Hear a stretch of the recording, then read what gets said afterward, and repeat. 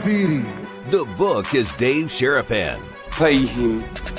Pay that man his money. Together, they are the Bostonian versus the book. You covered 12. I covered! Follow the show on Twitter at Boston versus the book.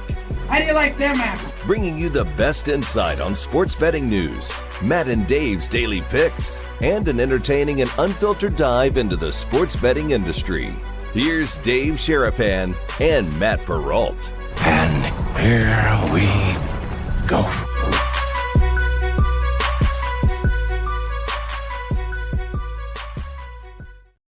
Happy Monday, boys and girls. What is up? And welcome to the Bostonian versus the book. If you're watching live on YouTube and Twitter, we are on later than normal. Sports Grid, same time as always, midnight Eastern time. How are you guys? You night owls are on. We've got a lot to get to on this show. Dave has just driven how many hours? 4? 4 hours. 4 hours. So 17 minutes. Yeah, he's going to be a grumpy person today. So, I ain't grumpy. No, Friday I didn't get pulled over. I was That's going to be grumpy if I got pulled over. When I come up over that one hill and that guy was eyeing me up with that gun, I said, "Shit! Now I'm going to be late for the BBB." Can't swear today. No swearing today. Can't swear today. Thanks for the reminder. There's no fair. Doing it ourselves. And when just we me do it and you ourselves, we can't swear because we ain't got nobody to keep the log. As to what time things are to get pulled off. So there's the one. You get the one. So for today. So for our guys at Sports Grid editing it, there is one you got to pull out, but nothing. Don't even log it. See if anybody notices. Oh, I think they watch the show back because I don't log it and it gets bleeped out. So they keep telling me that nobody watches it. So maybe somebody watches it. Yeah, somebody I don't know. He's the book, Dave Sharapan. I'm the Bostonian, Matt Perrault. This is not a Boston show, although there's a lot of Boston colors being shown here today. The Philly fan. I didn't make Dave wear this, by the way. That's the rule of the show. I can't tell Dave what to wear. But why are you wearing the Boston stuff today? Just as an homage? Nephew Owen yesterday during the day after I took grandma to breakfast, brunch, whatever you call it, came back and he kept saying, "Uncle Dave, you know the Celtics are going to win, right?" And I said, "Owen, I do know the Celtics are going to win, but I don't need to be reminded of it." I said, "You watch my show, right?" He said, "Yes, Uncle Dave, I do. I like it. That Matt guy, he's pretty funny sometimes." And I said, "I know." He goes, "I love your chat, though." And I said, "I know. Get in there and do it." So him and Coop were watching the show and said, "You need to dress up like a leprechaun tomorrow if the Celtics win." Dang. And I said, over there, the hat's over "That's there. a really good idea." I don't have the leprechaun stuff, though, but I do have the Celtics stuff. So as a pay homage to Nephew O, Nephew Coop, and all you Boston Celtic people, I'm wearing the Boston stuff today. I'm wearing the shirt that says, "What happened?" What? And over? Over. Oh, the Celtics won and over? No, series is over. Oh, the series is over. And it's over. Boston moves on to take on. It's over in Game 6 when the Sixers lost Game 6. But man, oh man, that was a you know what? Whooping. We'll get to that here in just 1 second. I just want to start with one quick little thing. What? You know this is the last full week of school for our kids. I do. This summertime is here. Like I blinked and there's 7 days of school left. And one's a half day. It was hot down in Arizona. Aunt Dina and Aunt Dara, Sister Dina and Sister Dara to me are both teachers. One is done today. The other one is done at the end of the week. So what's that like for a teacher? Like I always wonder, like, is it like school's out for summer? Is it like, because they still have to work sometimes, right? They got to go back in. It's not full time like it is when school year's going on, but they have to occasionally do work, right? In the summertime? Sometimes they teach a summer class, little bonus or something. Sometimes, like my sisters do this art thing online. Oh, neat. You can sign up for an art class and get online. COVID taught them that. They did this Zoom class. It was awesome. Taught Kendall and Kelsey how to draw and paint and all this other stuff. Wow, it was great. That's cool. Some teachers just go to the beach, go on the road, go to the mountains, go travel. Because they got enough kids and enough stuff They're done. They're done. They're done. That's it. It's over. Our your youngest and my only, they're fourth graders now. Not yet. 1 week. I mean, they're fourth graders. Don't Like it's remind me. This one here has been reminding me already for literally since the Anne Frank project. right. That was like her swan song out, the graduation to the fourth grade. I'm a fourth grader. Now, no, you're not. When the buzzer goes off on Friday, then you're a fourth grader. Until then, you're still in third grade. Oh, Madeline has school for Monday, Tuesday next week. No, for Kendall? She out Friday? What's the date? I don't even know what day it is. Yeah, I think Monday, it's Tuesday. a full day, and then next week there's 2 days left, and then they're done, and then they're out because Tuesday's a half a day. I got to figure out what I'm going to do with Maddie because there's going to be something. We got to have some type of celebration. The show, she has a half day. I got to go get her. We got to take the show off Monday, Tuesday. I'm not sure yet. Oh, okay. So if we do that, there may be some travel plans involved with me. Oh, okay. If you can do the show, I won't be able to do the show. Well, it may not be a big. Maybe I'll do the show Monday and then we'll cancel it Tuesday. Or we'll do a Twitter Spaces show. That went off pretty well yesterday. We can do that. Yeah, we can do that from anywhere. You guys that joined that Twitter Spaces yesterday, thank you. Where is that available for people to go listen to now if they wanted to, Perrault? Pinned on the top of at Boston versus the book, that Twitter account. I have the actual Twitter Spaces pinned at the top. That was awesome because we got to hear from Vinny Konowinski. We got to hear from Mikey Awesome. We got to hear from Jeff Dawson. We got to hear from a bunch of people, talked about immediate reaction to the Celtics, blasting the Sixers, and then previewed the night game, which will recap the hockey game from last night. That was, wow. A little bit of a stunner on that one. I'll admit it. That was a little bit of like, wait, what happened? So we'll do that. I mean, I had a whale of a weekend. I know you had a fun weekend. I had a little bit of a throwback to my earlier days of doing things when pre-marriage. So it was quite the Vegas weekend. I was at a bachelor party for both Friday and Saturday night, and it's wild to see Las Vegas, come that Vegas is still very much alive and well. Like any type of like talk of the demise of Las Vegas it's still very much. There's still debauchery that goes on that will always go on here and here better than a lot of places. And it's just set up for it so perfectly for those types of guy trips, those types of group trips, different places would come pick you up. They'll give you transportation. They'll bring you in. And now that I live here, I don't want to call it a scam. It's not really a scam, but the working of the person, of the visitor is amazing. Like just the little tiny nickel and diming things that go on that you would, because you're on vacation, you just kind of like brush it aside, right? You're like, oh, okay, it's fine. You charge me for what? What'd you charge me for? Like, it's bizarre, but you don't think about it until the next morning. You get up and you're like, wait, they charged me for that? Why did I get charged for that? Like, it's very funny the way that our city, how we fund our city. It's quite remarkable. When I worked on the Strip, I had to walk to and from or along a corridor or something. And I would just go, this is a little inside secret that you will only get here.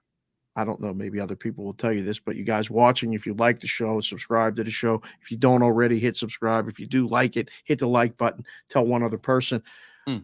Tell people you live here. As soon as the hustle starts, go, I'm a local, I live here. It's a good point. And they stop talking to you immediately. Agreed. 100%. And I wear the stuff from everywhere. So people think, if I go out down to the Strip or to downtown today dressed like this, like, hey, man, Celtics were good last night, huh? That was good. What part of Boston are you from? I'm like, I live here. Oh, why are you wearing the Boston stuff? Because I lost a bet to my nephew. Conversation's over. They don't ask me to buy nothing. They don't ask me to do nothing.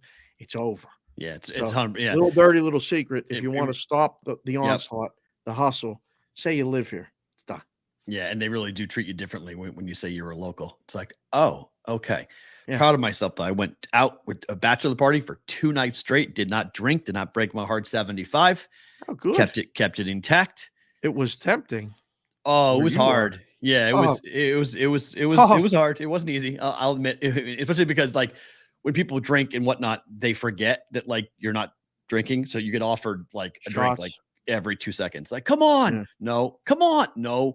Yeah, I'm good. sorry, I forgot. Like, it's okay. Yeah. It's like, I can see how if somebody was in recovery or somebody was addicted to a substance and something's like being offered to you constantly, it's got to be very difficult to say like, I want that, but I can't have that. So you have to stop. So it was, and I'm not in that situation, obviously, but I'm choosing not to. So everyone kind of looks at you kind of cross-eyed, like, wait, what? I'm like, no, I'm good. It's like, oh, okay. Yeah. So it was an entertaining and fun weekend for sure. But I got to say, Vegas is still very much Vegas. It was good to see it, from that side. It was good to see that part. It's good to see a lot of things that you saw. I needed it. How about that? It was a cathartic weekend for me. I came out feeling, it'll be my favorite thing about today. I'll explain where I was sitting in my car at a traffic light and just started laughing. Just started like hysterically. I couldn't stop laughing. It was amazing. It was, I don't know what it was. It was like a feeling that I hadn't felt in a really long time. We'll get to that in a little bit. Got a couple things planned for the best thing about today and BVB bonus time. I got one thing that I learned this weekend that I had no idea about, but it cannot be discussed while we're on our Sports Grid time slot. So we'll wait till afterwards. Impossible to say because it might forget about moving the line. It might obliterate the line. So we're going to make sure. And for you guys on Sports Grid, by the way, if you ever, when we say bonus time and the favorite thing about today, some of the more memorable moments of this show happen off of Sports Grid. Yeah. So if you like what we talk about and like some of the themes that we talk about, the end of the show is not about sports. End of the show is about life. And I often would recommend people when they say, oh, I watched the show on Sports Grid. That's awesome. I would recommend watching the entire show because if you like what we do on Sports Grid, you're really going to like what we do on our YouTube channel and on our Twitter account. So last, 15 minutes of the show or so is really a lot of the gold. You can go and watch, and it's evergreen. You can watch it whenever you want. A lot of the stories are not time sensitive. So correct. If you haven't seen it before, I definitely recommend going more back. than the picks. Let's put it that way. It's more than the picks in the games. And, I got a DM. I can't wait to read. I got a DM from a dude who I'll read it and everything about today, but he picked up and moved to Vegas and he now lives here because we talked about chasing dreams. Wanted to work in a sports book, picked up, works for Caesars now. Works at the sports book at Caesars. God bless that dude. Can't wait to hear this. That was his dream. Was his. Listen, it might be your nightmare soon. Who knows? I don't know. But I'm glad you came. And I'm glad you listened. And I'm glad you subscribe. And if there's anything that me or Matt can do for you, let us know. I did meet on the way down to Arizona. I stopped at the scenic overlook that I had never stopped at before and driven by multiple times. Which one? Which scenic overlook? The one overlooking the lake. In Nevada. Okay. The one in Nevada. Yeah. Okay. Went up there. And there was a girl named Kelly who had a tripod and was taking pictures, like imposing and all this stuff. No. When I walked up and I said, wow. No, you did not. Really? She goes, you got to get the shot, right? And I said, you definitely got to get the shot. This is amazing. And we started just briefly talking. Kelly, hi. You said you were going to watch the show on Monday, and I said I was going to shout you out. She immediately. Is that the Kelly that was in the Twitter Spaces yesterday? Might have been. Yes. I told her, I said, where do you live? She said, kind of all over. I said, what do you mean? She goes, well, I was in Texas and I went to Reno and I went to Vegas and now I'm going down to Arizona. No, that was Jessica. Sorry. Jessica Whitney is the newest female BVB member. We're shouting out all the females because they're few and far between, not by just because they don't know. I think they like the show and they will definitely like the brigade. But Kelly, new to the show, not really a big sports fan, but a big life person. I showed her one clip of the show. She immediately hit the subscribe button. She immediately started following me and you on the Twitter. Kelly, welcome to the show. Nice. The brigade members will treat you with respect. She's an unbelievable video editor. And photographer. All right. I said, do you like sports? Would you like to maybe talk about being a part of this thing that we're building? She was very interested. So just wanted to put that out there. You never know. You never know what people are going through. You never know who you're going to meet, people you're going to talk to. That's the show. That's the show. Amen to that. That's the show. So the Boston Celtics went ahead and ripped apart the Philadelphia 76ers once again. Boston improves to a very healthy 15-7 all-time against the Sixers, and now 6-2 all-time in Game 7s against the Philadelphia 76ers.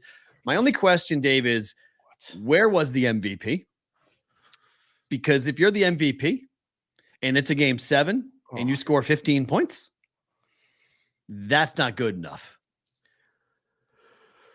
Oh, he had a bad game. Al Horford owns him. You want to talk about the most important? We talked about this when Al Horford re-signed with the Celtics. I don't know if you remember or not, but when he went back to Boston, I told you, I said, look at this has huge implications because Al Horford, for whatever reason, owns Joel Embiid. Don't know why. Defensively, he owns him. He does. And he played incredible defense. Al has been such a major part of what Boston has done with this resurgence. And he is such a leader. He's such an incredible calming force for that team. His personality, leadership, doesn't talk much, doesn't need to talk very much, but having a 34-year-old head coach, his leadership's been so important to have Al Horford on the court and have him just be in the locker room and be able to play the way he played in Game 7. I mean, yes, everything's about 51, okay? There are a grand total of 51. One player who has scored 51 points in a Game 7, and that is Jason Tatum. No one in the history of the NBA has ever scored 51 in a Game 7. Yep. That's insane. For the heat he took, for my little brother who sent me a text after Game 5 and said, I'll drive Tatum to the airport myself to send him back to St. Louis. Not nice. He was, not nice of your brother. Boston was done with Jason Tatum, and I kept on using your lines. I was like, will you breathe, please? Yeah. Like, just breathe. I was like, give me a break. And so I've been razzing my little brother for the entire time going like 51. I believe that. Going 51, man. Which brother is this? Colin. Poor Colin. 29-year-old Colin, who is a diehard Celtics fan, loves basketball. Whoa. And he's like, it's his personality. I'm just not all that happy with his personality. I'm like, what are you talking about? His personality?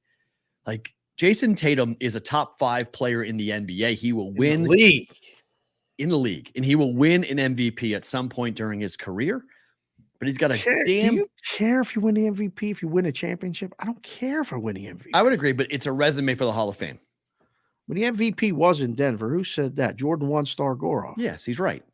We said it before. I was like, if I had to get, I wasn't giving it. Embiid, they had a better record without Embiid. They were 15-3 this year without him. Oh, man. I mean, they were amazing when he was on. They played better. Harden was better. Game 1, what happened? Harden was awesome. Where did he go? Disappearing act. Bye-bye. So, I mean, he needs to shave his beard. You can't even see his mouth. How does that man eat?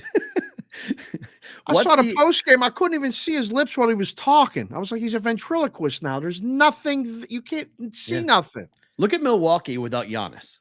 They're nothing. Oh, boy. Look at Denver without Jokic. They're nothing. Boy. Again, it's that value number. It's that value name. Most valuable.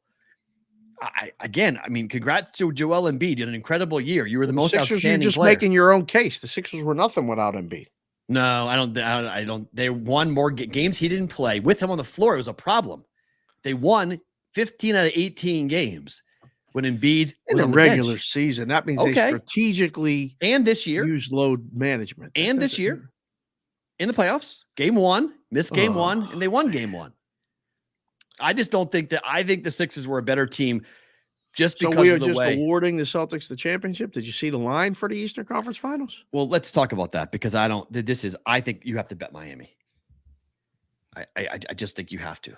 I love when you do this. Is this your jinx bet? It's not a jinx bet. I think it's a value play. This is your John Anik play against. No, the it's not. I mean, this is something. This is my. We talked a lot about my development as a sports gambler over the years, and you've literally taken me from a pad 1 now up to level 2, whatever the hell I'm on. But I've gone from a kindergartner now, and I'm able. I used to barely be able to crawl, and now I can jog. Price shopping is something that I'm very much sensitive to. And sometimes the price is just too good. And you just bet the price. You're not betting. I'm not betting and thinking the Heat are going to win. It's just I'm betting the price, or maybe I'm going to wait till after game 1. And if Boston wins game 1, bet the price there. Just because, I mean, it's going to be, if Boston wins game 1, what is it? Minus 10,000? What the hell is it? It's going to go to the roof. Doubles. Yeah, it doubles. Okay, so it's minus 1,200 then. It's at least minus 1,000. Yeah, it goes from 6 to 1 to 10 to 1. And what's the plus back price? 600? Well, I mean, if you're in the legal sports wagering thing, you might not even move the plus price. You might move the minus. That's the new gig that everybody's doing. We called this. This is from Mo Toy Pearson from WinBet. A general principle play. Yeah, write it down. A GPP. And just so when anybody copies it, we can actually copyright it on this show. It's GPP, great. General principle play. I don't think it's a general principle play yet because the Celtics aren't going to lose game 1, are they? Doubtful.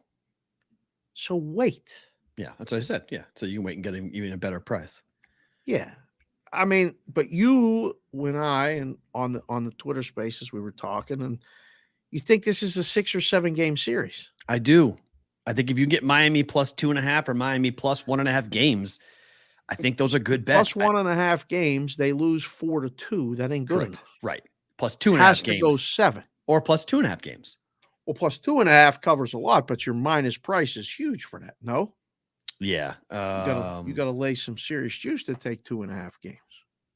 Yeah, let's see. Where's I'm trying to see if they've got the. Sometimes these things, you put up the line just literally to stop the bleeding. All right. The Celtics have been bet all season. They've been the favorite. That wouldn't be the worst case scenario in the world. The bigger case scenario is the Lakers. We'll get to that in a second. But the Celtics prices is literally, we don't want no more Celtics money. And if you're going to come in and lay it, you're going to lay 6-1. Good luck. I'm going to 4-1 on Miami. I know it's 4-1 on Miami. I just think it's too good. Just take it. And just in case, I mean, Boston has shown they are going to lay an egg at least twice in this series. We talked about it yesterday on the Twitter Spaces, but Eric Spoelstra against Joe Mazzulla is a mismatch of epic proportions. Now, Joe Mazzulla one day might be a very good coach, but he's 34 years old, and some think that Eric Spoelstra is the best basketball coach on the planet right now. This is a tough matchup. There's going to be very unique things done. Spoelstra is going to have a game plan for Tatum. Winning Las Vegas just introduced herself as Lisa. Now I know Lisa's name. Hi, Lisa. Lisa's going to be introducing herself to all these other women we're bringing into the brigade. Oh, this is great. Go. I like this. What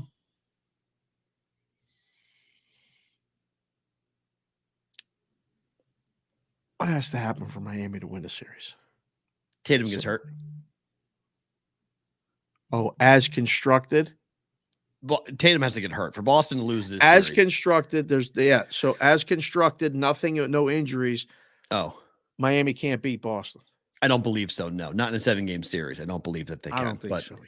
But I think it's worth the bet, or at least a sprinkle, something. Put a little money on it just to see it, because Boston again plus 2.5 games is great. I think plus 1.5 games might be okay. This is not a 4-0-4-1 situation. Boston's not running through Miami. They're going to take a piece of them on the way out. Look, Jimmy Butler's going to have a game where he goes nuclear. There's going to be a Jimmy Butler game in this series. And if Boston can somehow win the Jimmy Butler game, that'd be huge. Uh-oh. But then it's a wrap if that happens. Right. If he goes for a 8.5 or 8 game 1 with a total of 210. Yeah, look, everyone's saying if game 7 Jason Tatum shows up every game for this series, it's a sweep. Well, yeah, but Tatum doesn't do that. Okay. He had his Mamba game yesterday. Okay. That was his Kobe Bryant homage. That was his idol. That was setting a record. That's why he ran down the floor, putting up a 5 and a fist for 50. He knew how many points he had. He knew what he was doing. And that was to shut everybody up in Boston and beyond who were questioning him. I mean, even, Coach on Sports Grid, I was talking to him on Twitter. He had to take it back. He said he wasn't a top 10 player. Tatum's not a top 10 player. He said, I was wrong. I take it back. I apologize. You go for 50 in a game 7. You are 100% a top 10 player in the NBA. Everybody was calling him to the carpet, and that shuts everybody up. But that doesn't mean Jason Tatum's not going to have a bad game 1. He might be, again, invisible for the first quarter like he was in game 5 and game 6. Here's the bet. Thank you, Jimmy Jack, with 4Ks. Celtics win game 1, win the series is minus 235. It's still expensive. Minus 235? It's still really expensive. I mean, it's a good bet, but I bet that thinking the Bruins were going to do the same thing. You were able to get out of it. Yeah, if you think they're going to win game 1, I mean, obviously you can just bet the money line in game 1. What is that price? Money line game 1 is 400. It's going to be expensive as hell. Minus 350. Okay. So you can get the series down to, I mean, it's minus 600 and it will be minus 1,000 if they win. So you're getting it minus 235. You just got to win game 1. Then you can do whatever you want. If you lay 285 or 235, that's what that says, Jimmy Jack. You could take 6-1 and be good. So you leave yourself options. I see what you're saying. So to bet Boston to do that minus 235, if you laid they 235 win, to win 100, right? Okay. Now you're standing to win $100. You laid 235. You could bet at 6-1, $40. You win your 240. If they come back at that point, so you break even or you win $60, you cannot lose. I mean, you could just bet individual games. There's all kind of options, but the series price betting is a different beast. And I don't know. I wonder what is that bet available in Vegas? That's a FanDuel type bet. Game 1. Well, that's what it is on FanDuel. Yeah. Okay. BetSmart US. Thank you, Tyler. Minus 235 is 70.15%. 70.15% implied.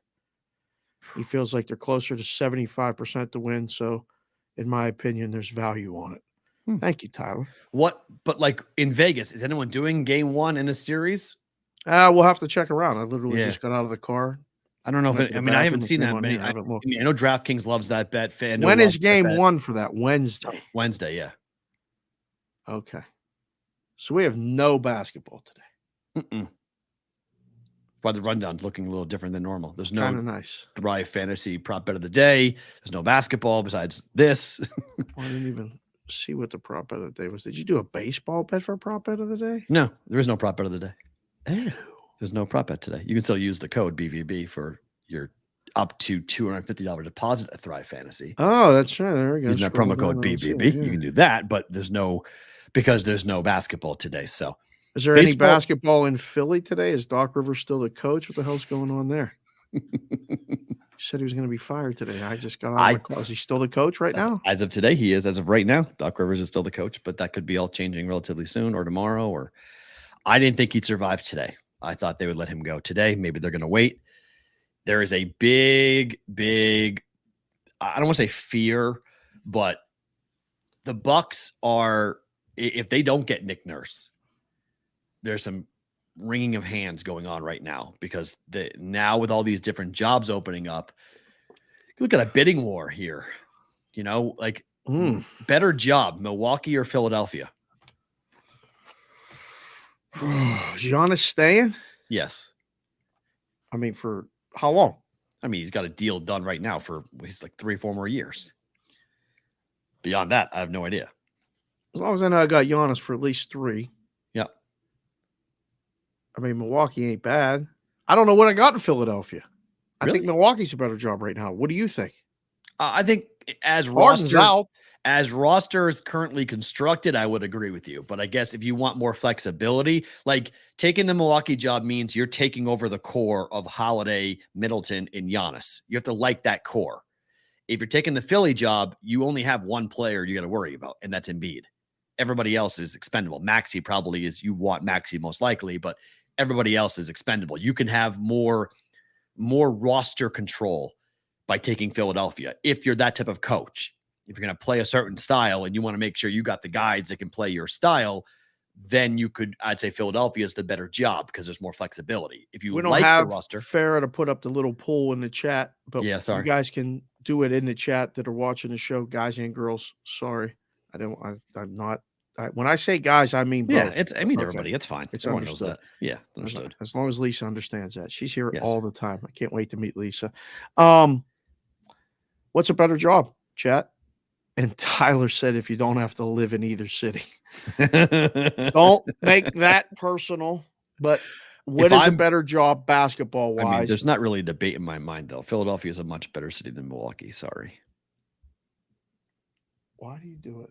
It just is. It just is. It just is what it is. I mean, I'm just saying, like, it's just Philadelphia, Sixers, 76ers, or the Milwaukee Bucks. What's a better job, people? Put it in the thing right now. What do you think?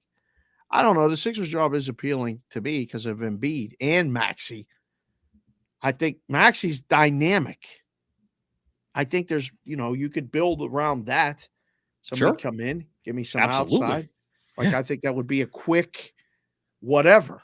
I think Philadelphia, if you're a coach who wants to play a certain style, Philadelphia, I think, is the more attractive job because you can construct the roster to fit your style of play. But Milwaukee has a championship ready to win right now roster. And if you think those guys can fit into your system, you got three legitimate, really good NBA players. Wow, Brook Lopez might leave. Milwaukee. There's a Philadelphia Bucks. ODU, Philly. I second ODU. Only one ODU. Mikey Awesome. JC from KC. What's going on here? Okay. By the way, have you seen what this last 6 months in Philadelphia has been like? Here's a refresher course. What are you doing? So Philadelphia sports lost the MLS Cup in penalty kicks. I'm not. These are the views expressed by Matt Perrault only on the Bostonian versus. They lost a MLS Cup championship game on PKs. That sucks. They lost the World Series to the Astros in Game 6. With an injured. That was in Houston. Okay, go ahead. Injured Bryce Harper. Correct. They lost the Super Bowl to the Chiefs after leading at halftime and having the game what looked like to be in command. Go ahead. And they lost Game 7 to the Celtics after being up 3-2. With losing the Game 6 at home. That's a tough 6 months right there. It's a tough. And look I give Philadelphia credit. I would much rather be, say, Philadelphia than Oakland or, Kansas City or, just a bottom dweller, got nothing going. I guess the Chiefs are in KC, so I guess that's a bad example. A team or city that's got nothing going for it. I'd rather be in the championship game and lose it than not be there. It's always that question of like, would you rather not go at all or would you rather go? I'd rather go. I'd rather watch my team. And yes, it sucks to watch your team lose a final, but I'd rather be in the Super Bowl than not. I'd rather be in the World Series than not. So while it's like an ouch, that sucks, it's a tip of the cap to Philly. They've had a really good run. They just haven't been able to capitalize and win a championship yet. Right. Somebody would get over the hump.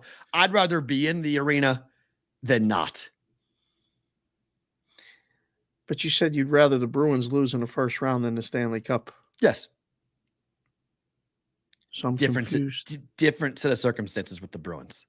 Because they just set the record for the most wins ever. Oh, well, if they had gone like the Patriots, okay?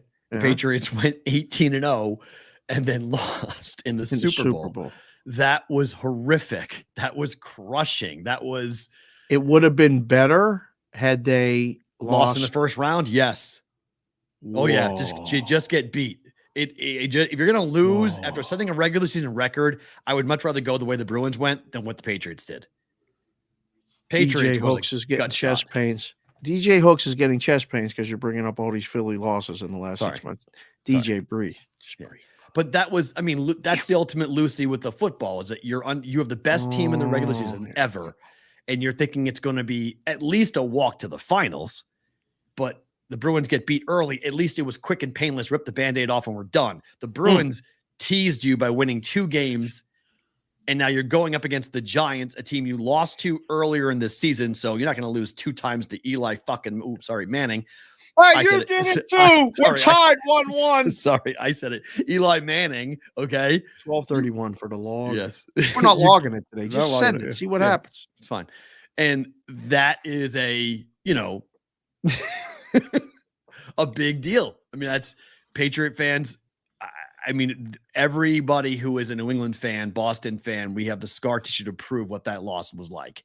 Philly got a lot of scar tissue, Perrault. They do, but it's to New York. I mean, we lost to New York, man. We lost to the Giants. We lost to that franchise. Philly lost to Boston. That ain't no easy task either. It's not, but we own them. So it's Boston, Philly.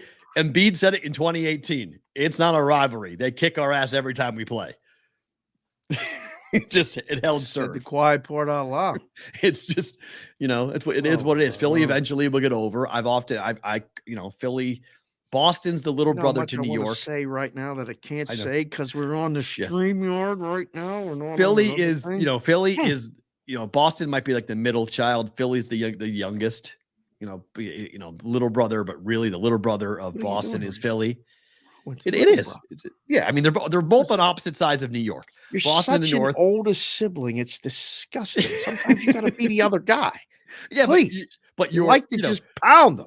But that's what happens, right? Because it's you're always everything rolls downhill. So Boston is the middle child and Philadelphia is the third youngest, and it's that's what happens. They get beat up all the time. Everyone New York pounds Philadelphia and Boston pounds Philadelphia, and then Philly's just left there throwing their hands up, going like, we're so angry about this, and that's why they're so passionate. Because Philadelphia is what Boston used to be.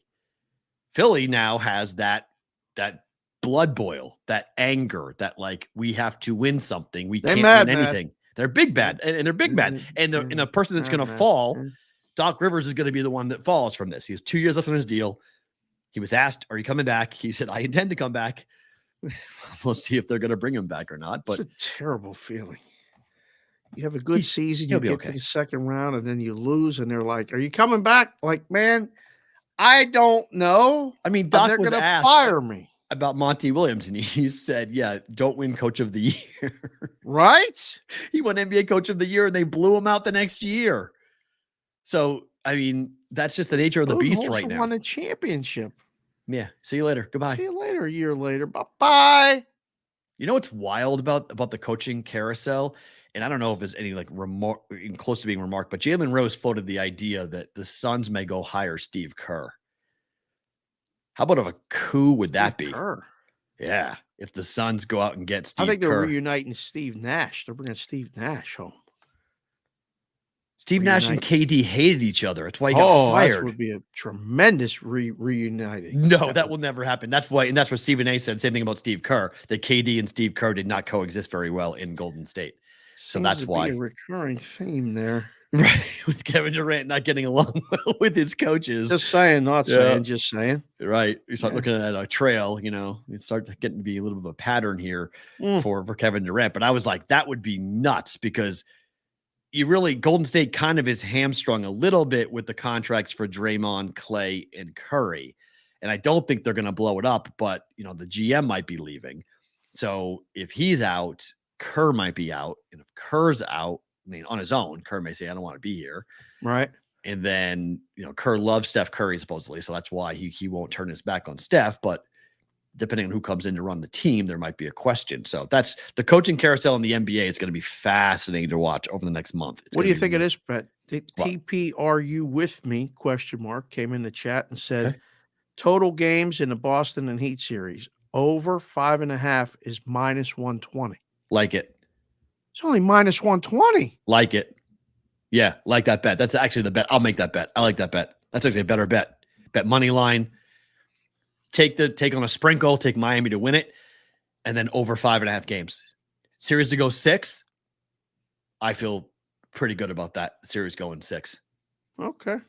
Yeah, I would be very. I mean, 4-1. I'd be very surprised if Boston cleans out like that and goes up and wins it 4-1. Not knowing what they did in the regular season, I have to go back and take a look, but what they did head to head. But I think it's 4-1 without knowing a thing. That would be my impression with this price. Win them both at home, split in Miami, come back, close out, bye-bye. But 2-2. Oh, but all Heat won the last. Heat won the last 2 meetings. No, at Boston and at home. Heat won on the 12th of December, 120 to 116 at Boston. Heat won 98-95 on the 24th of January at home. That's the last time they played? Yep. Oh, none of it means anything then. That's fine. Yeah, it was a while ago. I totally discount that. All right, that's good to know. Heat were 17-24 this year away from home. Straight up. Yeah. It's going to be a tall task to win a game in Boston. That place was rocking yesterday, was it not? Jaylen Brown called him out. That's what I like you do. that guy. I don't know about you. I don't know about him. Boston Celtics fan. Jaylen Brown is my guy. I mean, Tatum's awesome. Don't get me wrong.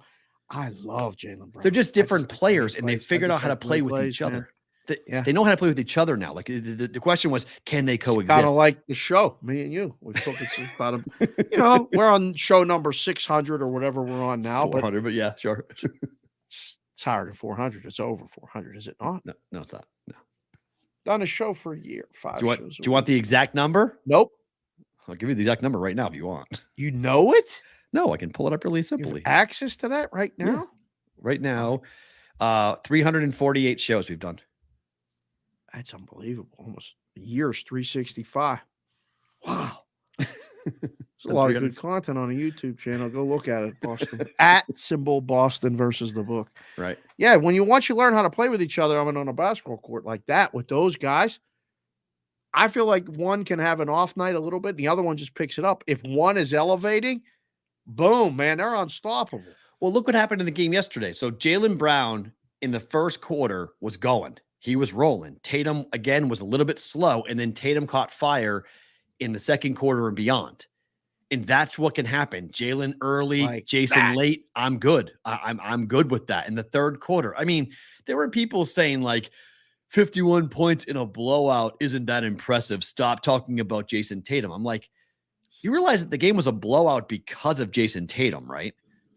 Like, what are we talking about here? It was close until that run in the third quarter. It was like 18-0 or 21-3. It was tied at 55. That's what I'm saying. 55 all. Oh.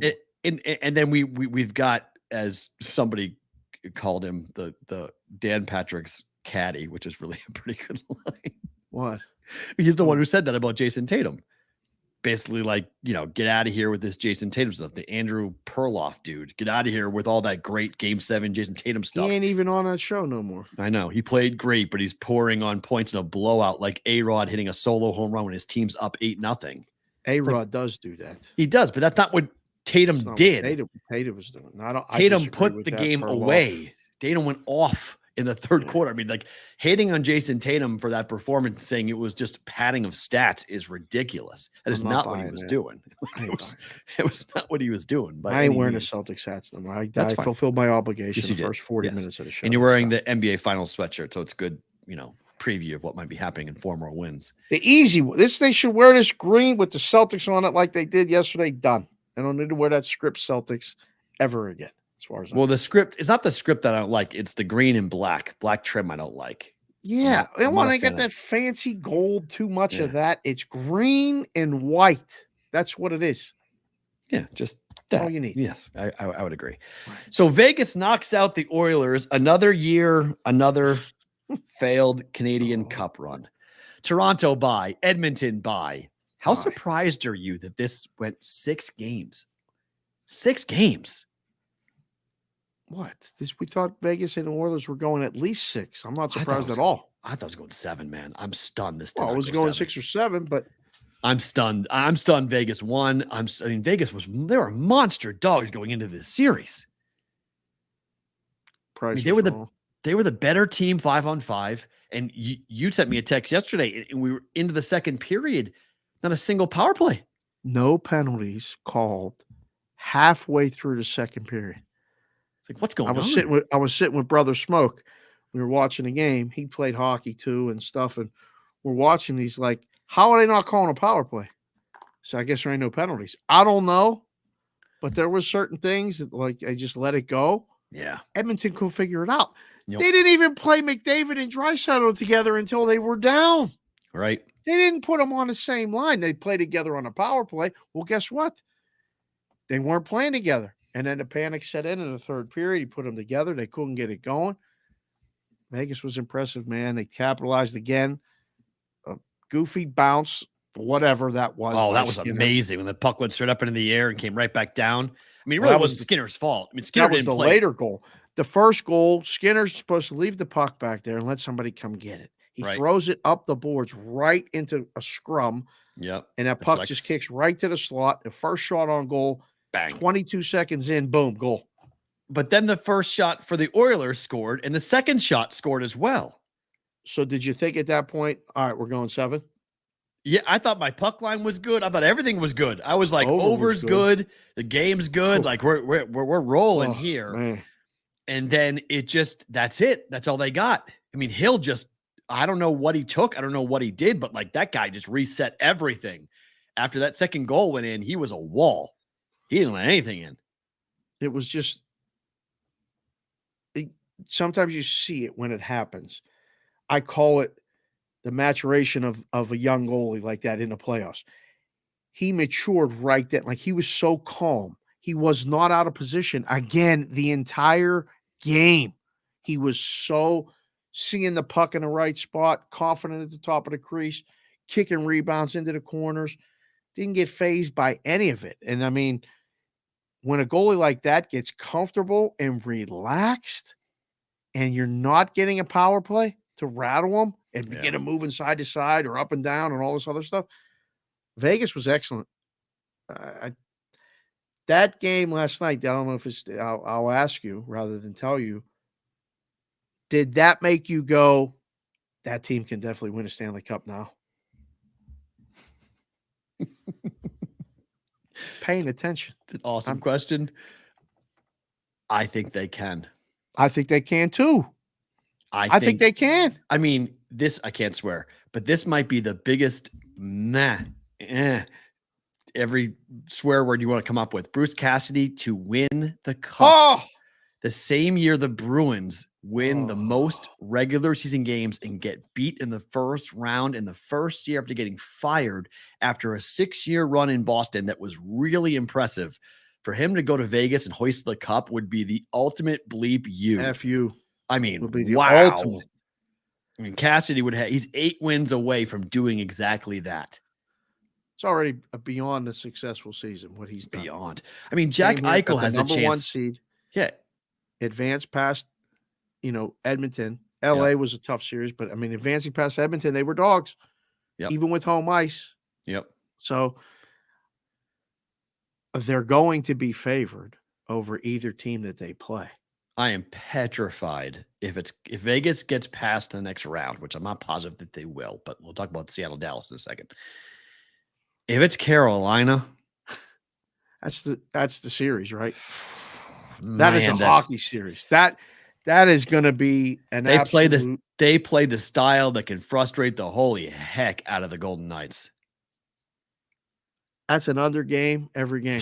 Every game. Every game. If it's Carolina, Vegas, it's an under series. We'll just bet under. Yeah, I really want. Just like we're betting over in the Dallas and Seattle series. I'm pulling for the Panthers. I want the Panthers are a far more entertaining series and a far better series for the Golden Knights. Better matchup for the Golden Knights. I'm not saying they're going to win it, but better matchup for the Golden Knights. We keep saying that about Florida. All they do is win. True, but I do think I think Vegas can handle what Florida does. Florida's going to play more up tempo.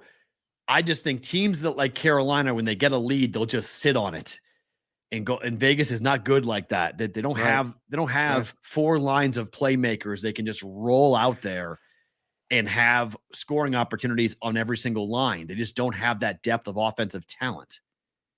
I mean, Eichel's playing so well defensively right now. I think they're all playing well defensively. They are playing as long as they stay out of the penalty. Whitrock just came in and asked, "Can Vegas continue to stay out of the box and win the cup?" Well, as we know, the later it goes in the playoffs, the less the penalties get called. Exactly. So, exactly. Like this is for real now. Yeah. And again, we'll swear in the BVB bonus time, if that's the only problem that they've got is staying out of the box, the way the games get called, now it shifts into their favor. Now they get the favorable whistles because you got to draw blood. Like you got to kill somebody to get a penalty. I used to say all the time, you got to commit a felony. Yeah. You got to commit a felony to get a penalty. Guys can use that one. in the brigade. Just tag BVB Brigade on the Twitter if you'd like. So one more felony hockey to get a penalty. One more If I hockey. hear it on another show, I'm going to be mad. Connor McDavid is now getting the "When will you win?" question. Oh man, too soon. Is it too soon? It's not. I don't know if it's too soon. He's been in the league quite a while. Best player of our generation. Jordan 7 years. It took Mario Lemieux 7 years. You got to keep building the team. The team's this close. They finally got it together. They just didn't get it done this year. They're close. They've been close. It's a fair question, but I think it's too soon. You're okay with this? I'm okay with asking the question, but I think until they give him an elite goaltender, I don't think you can really crack him. He needs an elite goaltender. He needs not a Hall of Famer, but he needs at least an all-star in net. I'll never forget it took the Penguins getting Tom Barrasso to win the Stanley Cup. The Oilers had Grant Fuhr. That was back in the late 80s, early 90s. It's the same formula. You got to go get a guy. It took Ray Bourque going to Colorado and them getting Patrick Waugh. And, I don't know if Skinner's a guy. McDavid's an unbelievable hockey player. He's young, though. Skinner's young. He may develop into something, but as of right now, no. Campbell, no. They need to address it. They were the number 1 over team on the road. They were the number 3 over team at home, I believe. They played games all year long. And in the postseason, yes, this has been one of the highest scoring postseasons of all time. But generally speaking, we aren't playing, consistent 4-3 hockey games in the playoffs. You score 4 goals, you should win games. You score 3 goals in the playoffs, you should be in the game. And they scored 2 last night. It was 2-1. Couldn't get another goal, man. And they couldn't score again. they couldn't get another goal. Hit 2 posts. They were flurrying, and this didn't. Do you subscribe to the adage that if a goalpost gets hit, the goaltender is still on his angle because he knows what to cover? I've had that discussion with goalies for 45 years. Little kids used to say, "Oh, I'm in the right spot. That's why you hit the post." You got lucky I hit the post because it was over your shoulder. We would go back and forth. It's an awesome debate. Brother Dan and I would have this debate. Yeah. All the goalies were always right. I beat you. Yeah, you beat me, but I knew if you beat me there, it hits the post, so I'm good. I had my angle. Did you really? Or did I miss the shot and I just went too high? Goalies got all the answers. They need to have answers because they're crazy. Well, they sit in front of pucks and like it. They get hit with pucks all the time in places that it hurts. They don't care. So, yes. Those still should count as shots on goal. It annoys me that you hit the post. It's not a shot on goal because it's not on the goal. Goalie didn't have to make a save, and it didn't go in, so it's not a shot on goal. Makes it more confusing. Affects the shots on goal props for people that don't know that. Right. I don't know, man. Vegas is deep. Vegas's 3rd, 4th line was better. Yeah, 5 on 5. Edmonton's 3rd, 4th line. There was no debating it. 5 the on whole 5. time. Yeah. Edmonton's close. Yes, Dreisaitl's an amazing player. He's amazing. Incredible. Kane's really good. They've got the pieces. The goaltending's the problem. I would like to see them get a back, somebody on the blue line, an offensive-minded defenseman would be nice to have somebody who could help. But, it's the goaltender to me. It's all about getting the best out of a goalie if they're going to win the cup with McDavid. I don't know. It's too soon. The season just ended. They were talking about it last night. I was watching the pain on Draisaitl's face. I've been in those buildings when they lose. As soon as that empty netter went in by Carlson, they ran for the exits. Everybody's angry in the parking lots. Everybody's angry today. When you're working in the media and you got to go in that locker room after a loss when the season's over, it's the worst. You don't make enough money to do it. How lucky was I on that over? The team, I have never seen a team refuse to shoot at an open net more than the Vegas Golden Knights.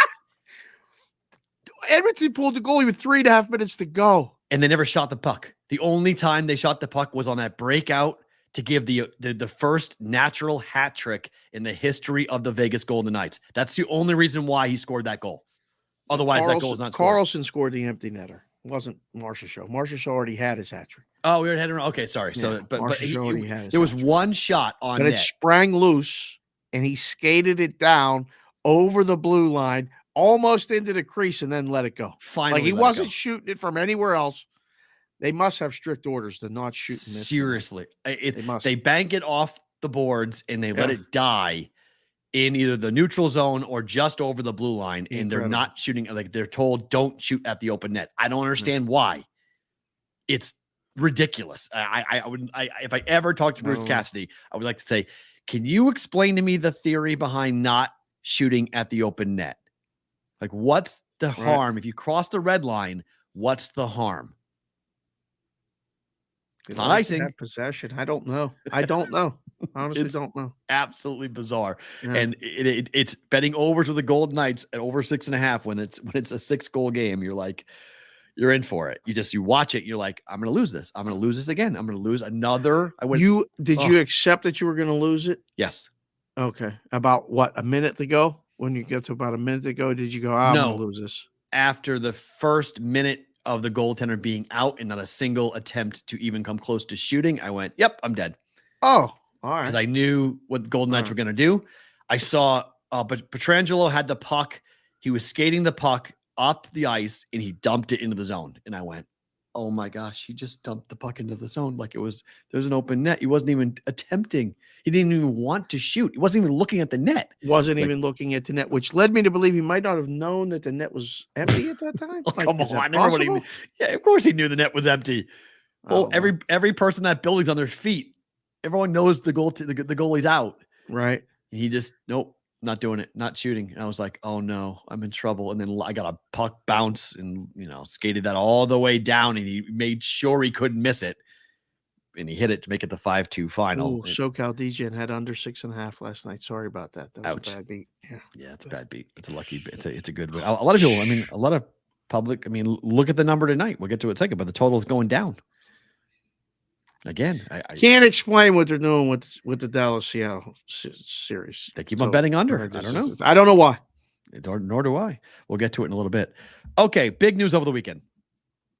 Fanatics has purchased PointsBet, the Australian-based sports betting company. I can put a Fanatics sportsbook hat on if I can get one. If you guys will send me one, I will be glad to wear one. If you want to sponsor the show too, we can do that. Go ahead, sir. $150 million. That is all. $150 million. 15 state licenses. They're not getting them all at the same time. You see the details of this story? No. So it's staggered. Why is it staggered? So PointsBet can still operate in certain states? Or Fanatics can go, you know what? This is all worthless.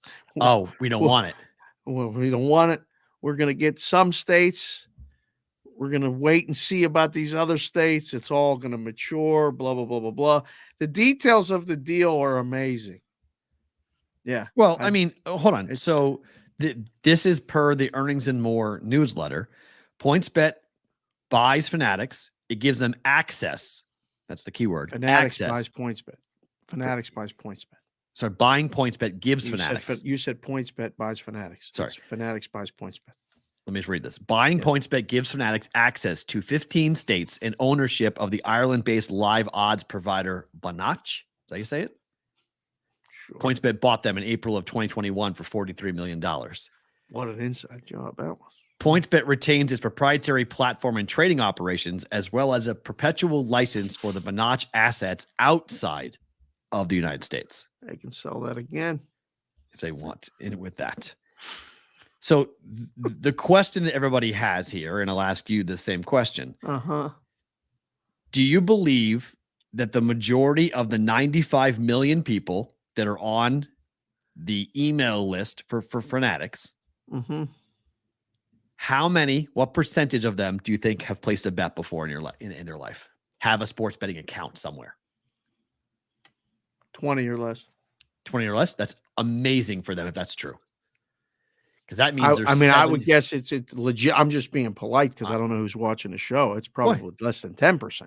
Okay, they want less than that. The smaller the number, the better it is for Fanatics. Oh, yeah.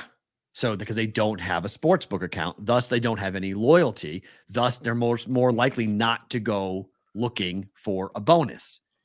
where if you have an account and you're used to bonuses, to pull somebody away from FanDuel, DraftKings, BetMGM, or Caesars, they're only going to come over unless you give them an incentive to come over. It's the only way.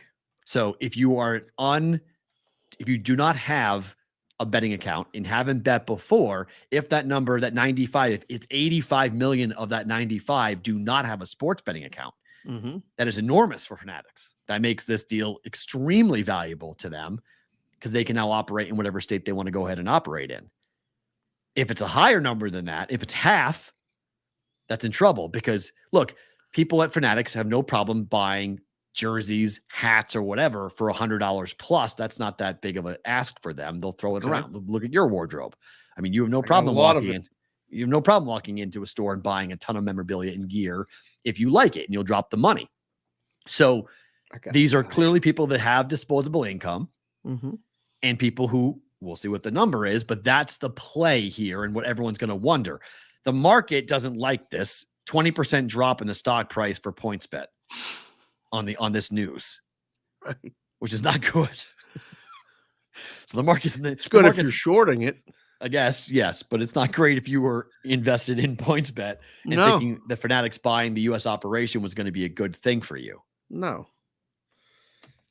it's just a lot of things that we're talking to a lot of people about a lot of things, so I don't want to besmirch anybody directly, but there's a lot more to the deal that has to be either worked out or the market, as far as the stock, has kind of spoken and going, not so crazy about this one. I mean, you see their volume in the different states. PointsBet is a distant 7-8 in most states. Yeah, a distant 7-8. From the rhombuses and parallelograms community, they're not well liked. I can't believe that the NBC deal did nothing for them. Why can you not believe that? Because they gave NBC $500 million, right? To be the official book of NBC Sports.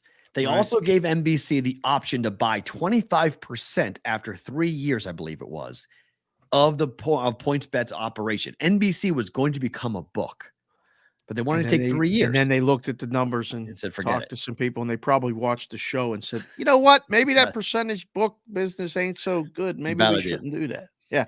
But I always wondered, like, NBC never fully embraced it the way I thought that they should have. They never hired people that really knew what they were talking about on top of that. I tried. They wouldn't give me a shot. They weren't positioning it properly. It was always this like I feel like these companies, either you're going to do sports gambling or you're not going to do sports gambling. Like this idea of dipping your toe in the water, of like doing it casually, like, oh, we'll do betting, but we're just going to put it up like a screenshot up top and that's going to get customers. That's not how it works. Like you can't. One of the best things you've ever said in this 348 shows that we've done. You're in or you're out. You either caca or get off the pot. Yeah. Can't do. It's the only way. Right. Because I think it's who you're talking to, and it's, real bettors sniff it out. And they know if what you're doing is bunk, they can see it and they're like, that's a joke. And it hurts your brand with anybody who knows what they're talking about. And people who don't bet get annoyed because they don't really want that stuff on the screen anyway. So that's on top of that. That's the backlash you get. Yeah. Not only do you get the backlash from the experienced people, the novices don't want it. And you're forcing it on them, it repulses them. It's like telling your kid to eat the vegetables. You tell them 3, 4, 5 times, they ain't ever eaten the vegetables. Ask them once, get them to try it. If they don't like it, stop asking. Eat it in front of them, show people liking it, have your sisters eating it and going, listen, tell her that they're good. Try the squash. That might get them to do it, to try it. But if you tell them all that and put it in their face and they don't want it, it's like, I don't want any of this. And then the companies go, oh, maybe this isn't such a good idea. Maybe we shouldn't do the sports betting when they really haven't done it full anyway. Right. No, I can't. I still can't believe that we're here. The 5-year anniversary of PAPSPA was Saturday. And we're here 5 years after the repeal of the Professional and Amateur Sports Protection Act, where it allowed states to pass their own laws. And we still don't have, like, I'm still waiting for the Steve Kornacki of sports betting on these pregame shows, where it's somebody who actually, not a pretty face, not someone who's just going to ancillary, throw out a prop bet that he or she likes. I'm talking about somebody who actually will dive into the numbers and actually show you legitimate trends that are going on. Having a conversation of, Dallas and Seattle tonight, 9 times out of 9, if the line's been set at 5.5, this has gone over. The books continue to put this number at 5.5 or 6. I'm not really sure why the books are doing this, but clearly there's some thought that the Game 7 is going to go under. But historically speaking, a Game 7, because open nets happen, Game 7s tend to go over for that very reason. That intelligent, using numbers, having it down, breaking it down, and giving out a side or a pick that you like and have some basis behind it. I mean, I don't know what they're doing with Matthew Berry on Sunday Night Football. Like, half the time he's doing betting, half the time he's doing prop betting, like or DFS. Like, it gets very confusing and convoluted. And I just do it or don't do it. Like, have somebody on there that's talking about it intelligently or not. I don't fully understand. The broadcasters. I think the solution is this, and again, for the people that aren't listening but are listening. You can go on and do all the picks you want. You can have all the reasons you want. You still got to play the game. Right. You have to. I think what people want is a morsel. Give them something and then let them decide. Yeah, I agree. What we do every single day. We talk about it. This does this. This does this. What do you think? I don't know. I'm not sure. What do you think? Well, I was thinking this. Okay, that makes sense. Or no, you're completely off your rocker. Move on to the next topic. It's literally the show that we're doing every day. Where is Jimmy the Greek? Like, where is? I know. Where is that person? They don't want that person. Why not? They don't want that person. It's bizarre to me. Why not? Why wouldn't you want the person that represents the people that bet? I just don't get it. Like, I mean, when they get in touch with me, I'll do it. I already told them that. I've told people, they've asked me about both him and Bino Cook. Bino Cook was that guy on College Game Day. Bino was an absolute dream because he didn't care. He just told the truth about games, lines. Bino bet. Bino and the Bear did it now. He's gone now. The Bear did it now, and he's gone from Game Day. It's an active thing, I think, to get away from it. I'm telling you.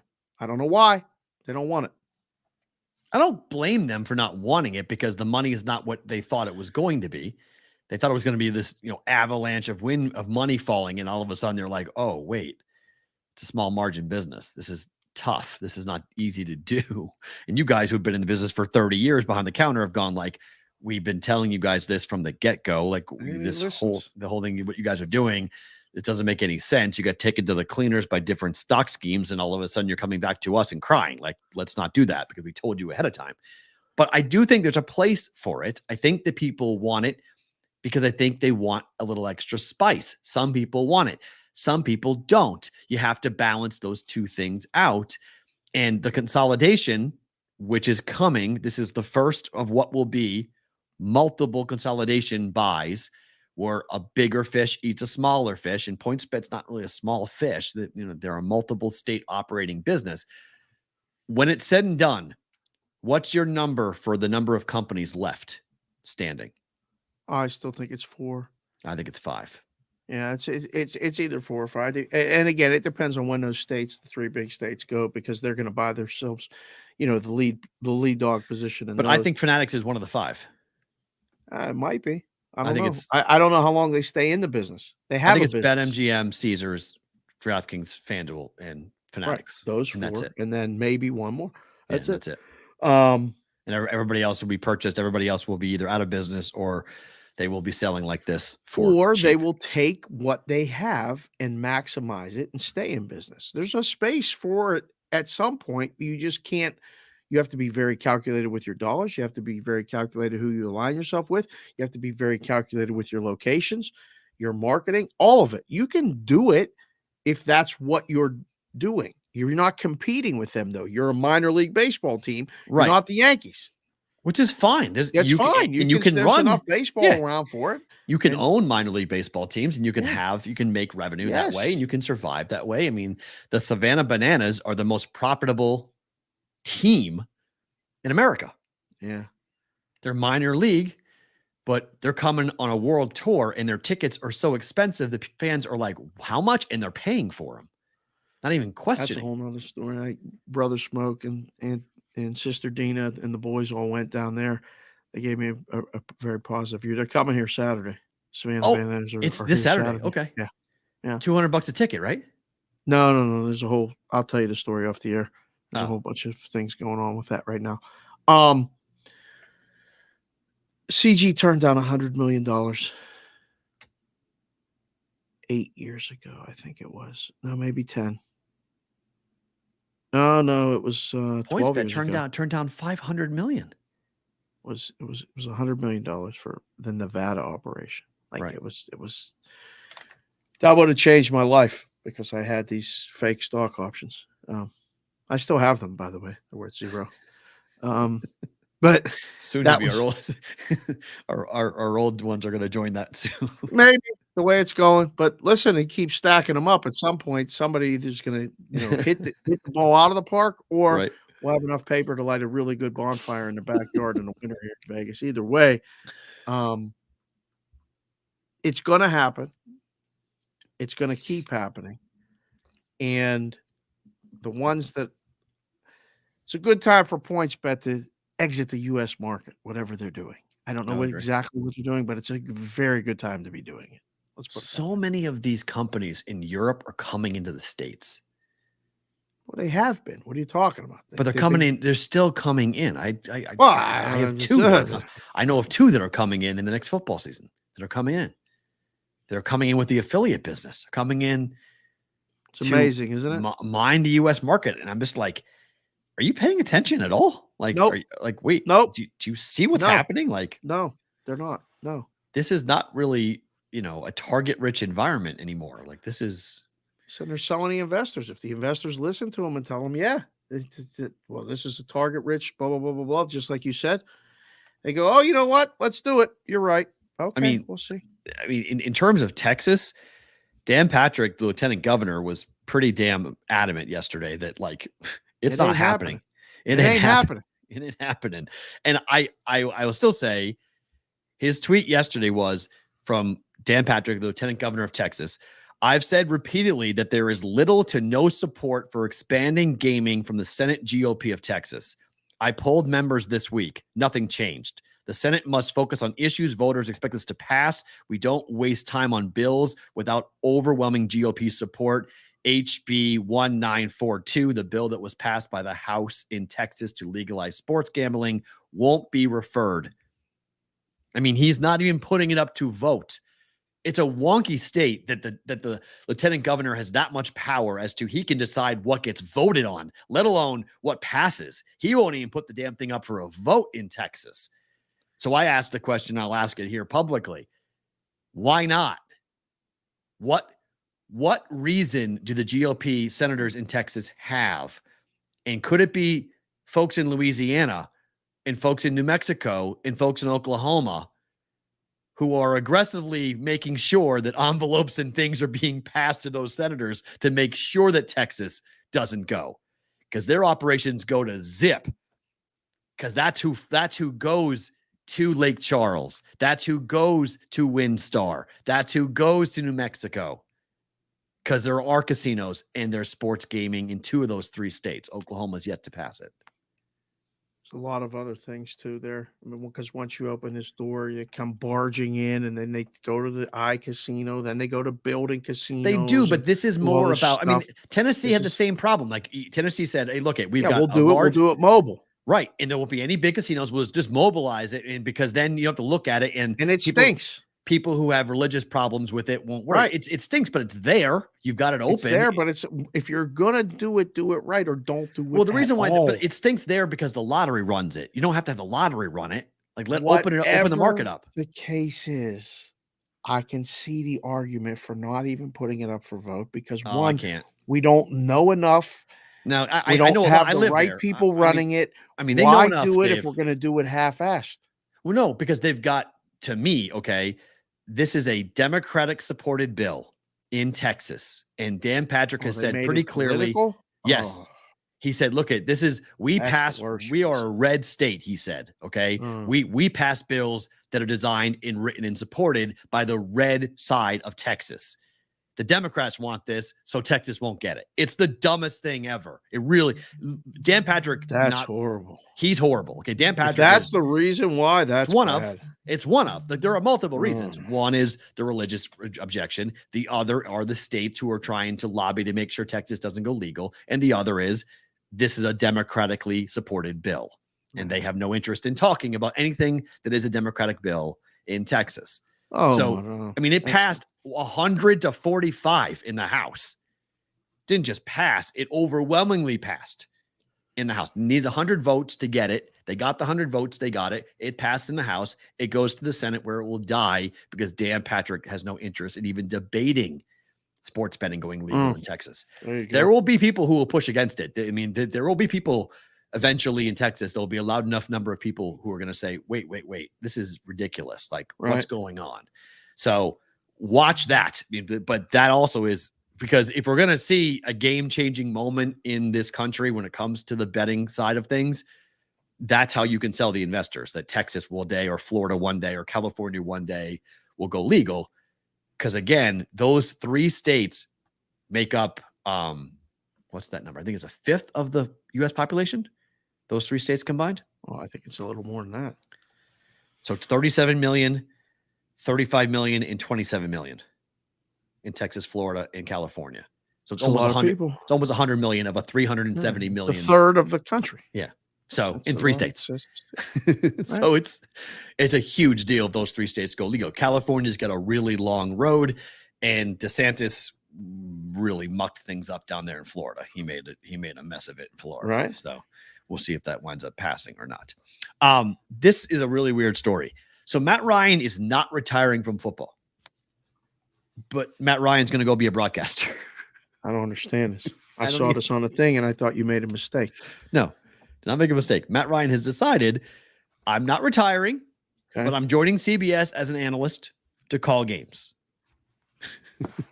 Another job down the chute for a lot of people that might be qualified. Gone. Bye-bye. He's 38 They're years lining of age. these guys up to do it after they're done playing, before they're even retired. Right. It's a hell of a gig. He posted on Twitter saying, excited to join CBS, the CBS family. Looking forward to breaking down the games of this season. P.S. This is not a retirement post. He is not filing retirement papers with the NFL, meaning if somebody needs a veteran quarterback, gets their starter hurt, and Matt Ryan can go step into a system that works, he will do so. Wait, so he ain't even on a team right now? No, his contract is up with the Falcons. Oh, this is leverage. Yeah, Matt Ryan was on the Colts last year. No, right. He did a disaster on the Colts. Right. On the Colts, right? He was Atlanta to Indianapolis. Right, he was horrible. And so he's not on a roster now. So he says he's going to be a broadcaster. So somebody says, oh, well, wait, we could use that guy. They're going to offer him a deal to come into camp and try to win a backup job. I don't know. Tom Brady has a $300+ million job sitting there waiting for him, and he's going to buy into the Raiders. What an inside job the broadcasting deal is for him, because he's never done it 1 second. And there's no sign he wants to do it. He may not want to do it. I mean, everyone's saying we've never had an owner player in modern NFL times. If Garoppolo gets hurt, does Tom Brady come in and run Josh's offense here in Vegas as a part owner, as a minority owner?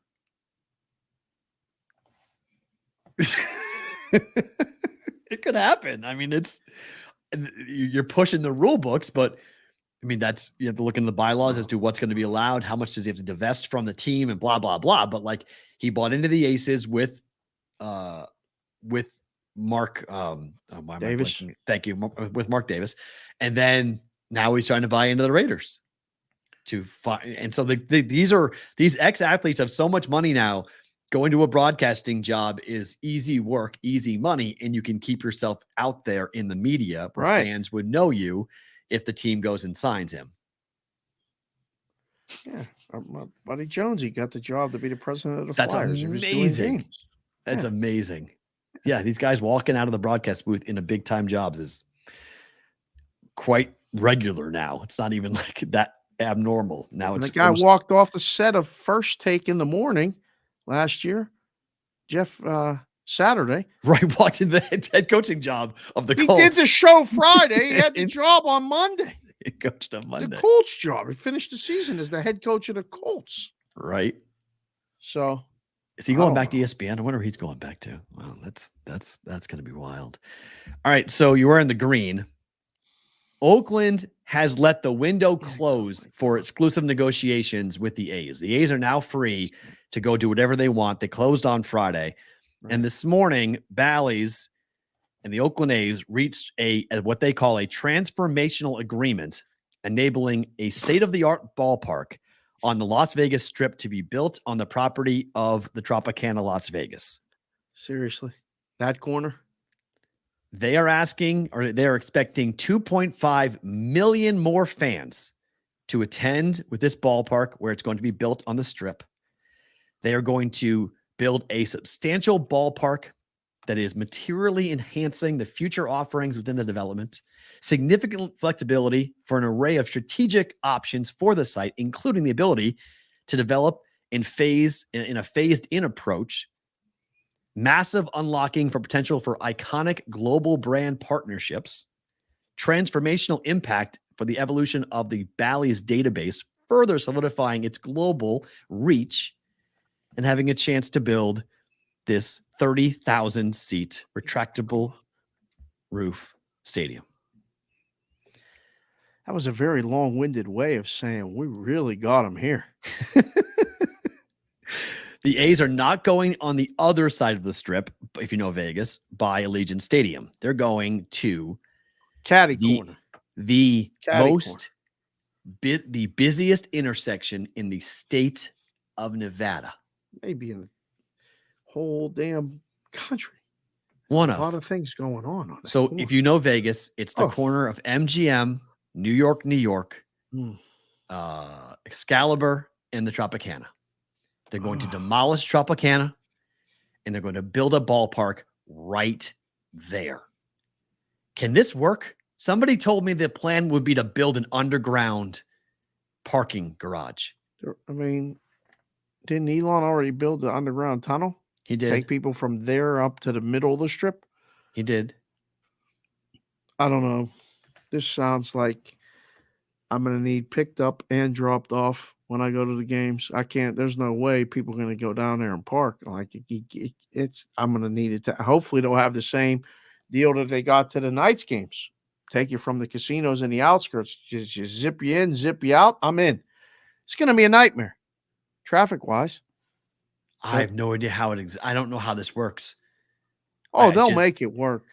I mean, this is only right around where they're putting all this F1 stuff too, by the way. Right. That traffic from the Tropicana Exchange that's closed right now off the 15 freeway has created a cluster, you know what, every day down there. Yeah. And there's that 2-story lid store that I like. The flagship store is right there. So I like to sometimes zip in there and see my guys and see what's new. And they tell me all this other stuff that might be coming out and all this other. I ain't going down there. That's going to be a stay away from for baseball season. But how happy if you are looking to, like, I've often said this, like, what is the next hotel property in your mind? Now, let's say Tropicana gets knocked down. What's the next hotel to go that will be blown up and rebuilt as something totally different? Well, the Mirage is like being changed over, right? Like that's already happening.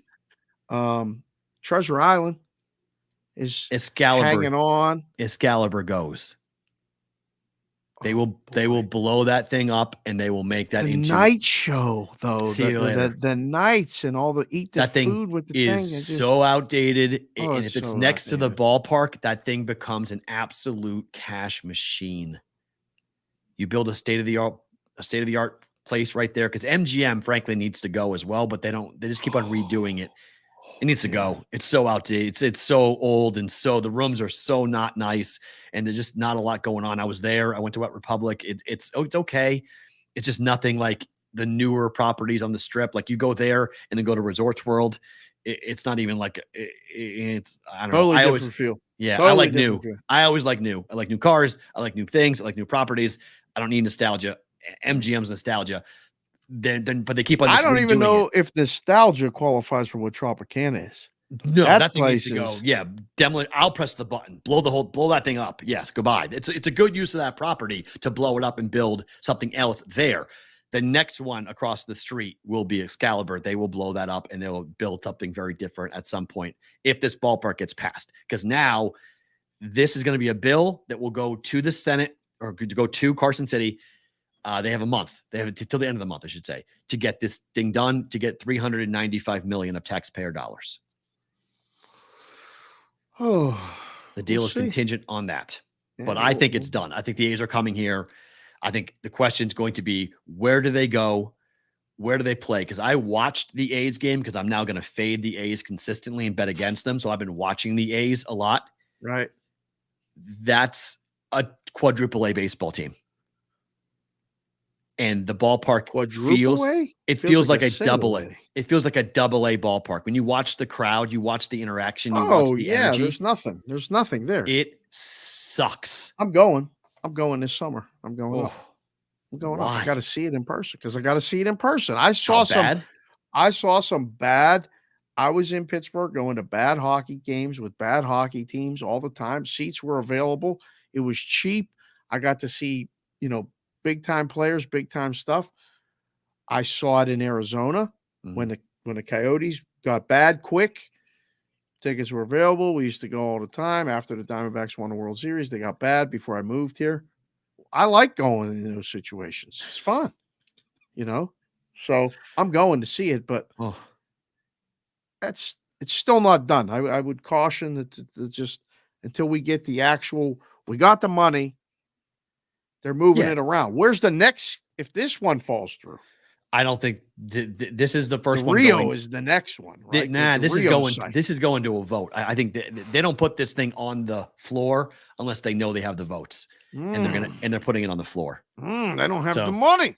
I don't know. $400 million it's a lot of money, but it's not that much money. It's not the $750 million that the Raiders got. I don't think And you're running if you don't think $400 million is a lot of money. Because if you look at it, what they're asking for and how much money, because here's the difference.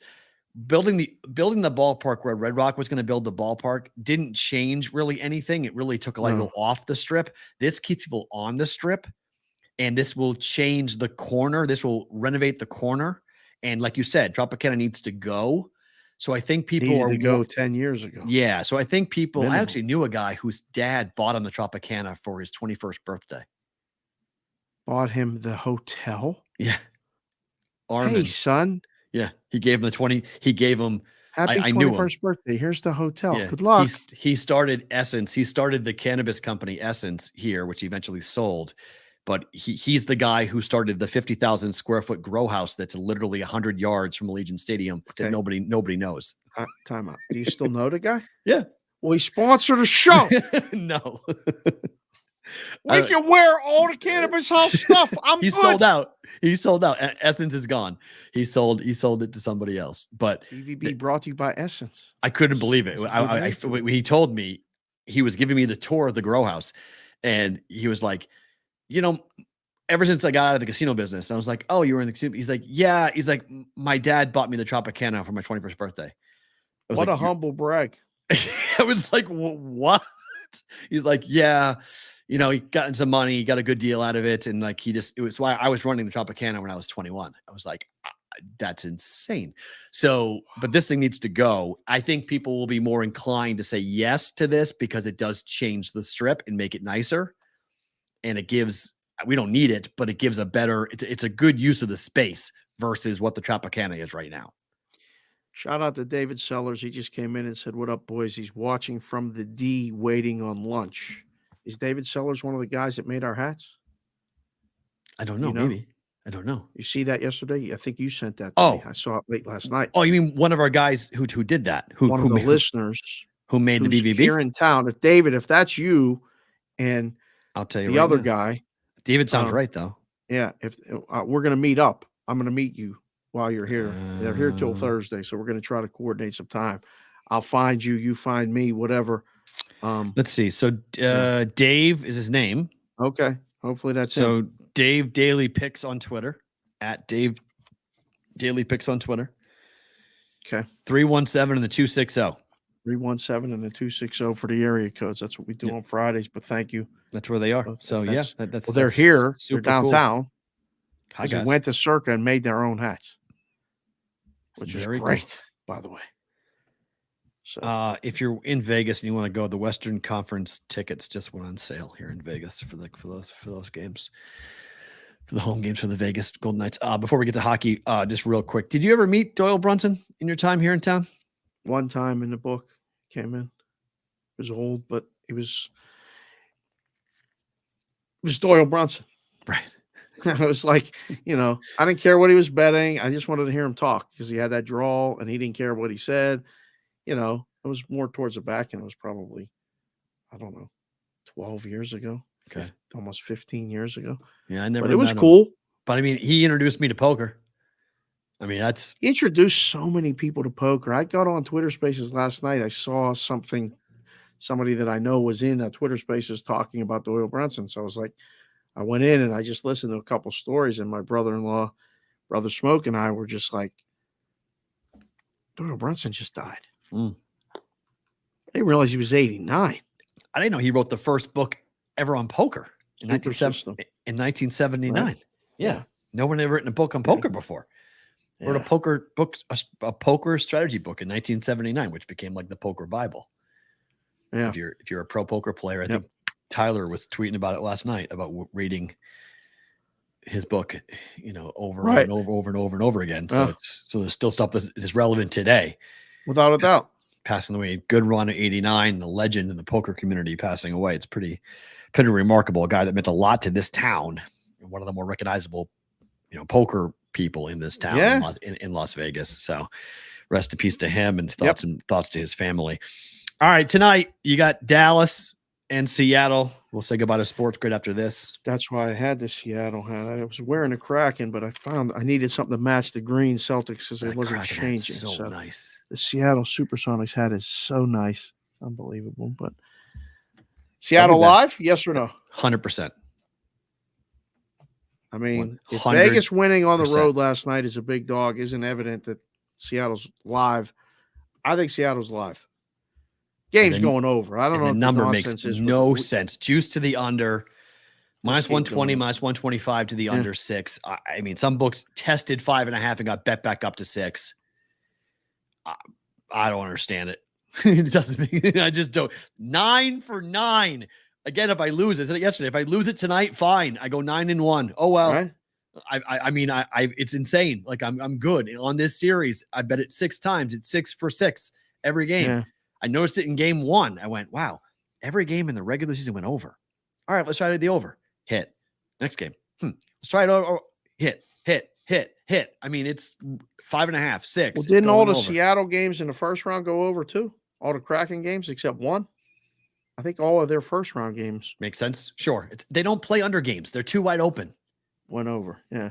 They just are a wide open. Floodhouse just came in and said it's 5.5 minus 128 to the over on FanDuel right now. Hammer it. I don't know if we have the brigade enough numbers. I mean, apparently people keep telling us we don't have any numbers, but we have numbers. We got people watching, people listening. That would be so awesome right now if we could just say, put out the alert, go bet that over, and just have somebody's ticker at this book of blip, blip, blip, blip. What happened? Well, Dave and Matt were just talking about it, and everybody's betting. Oh, if you have a FanDuel account, I don't know how. Look, 3-2 can happen. The bet can lose. Okay. Oh, it can lose. I'm not guaranteeing anything. No. But this is a strategic, a trend. Everything is pointing in your direction. Mm-hmm. Everything is going to the over. Open net.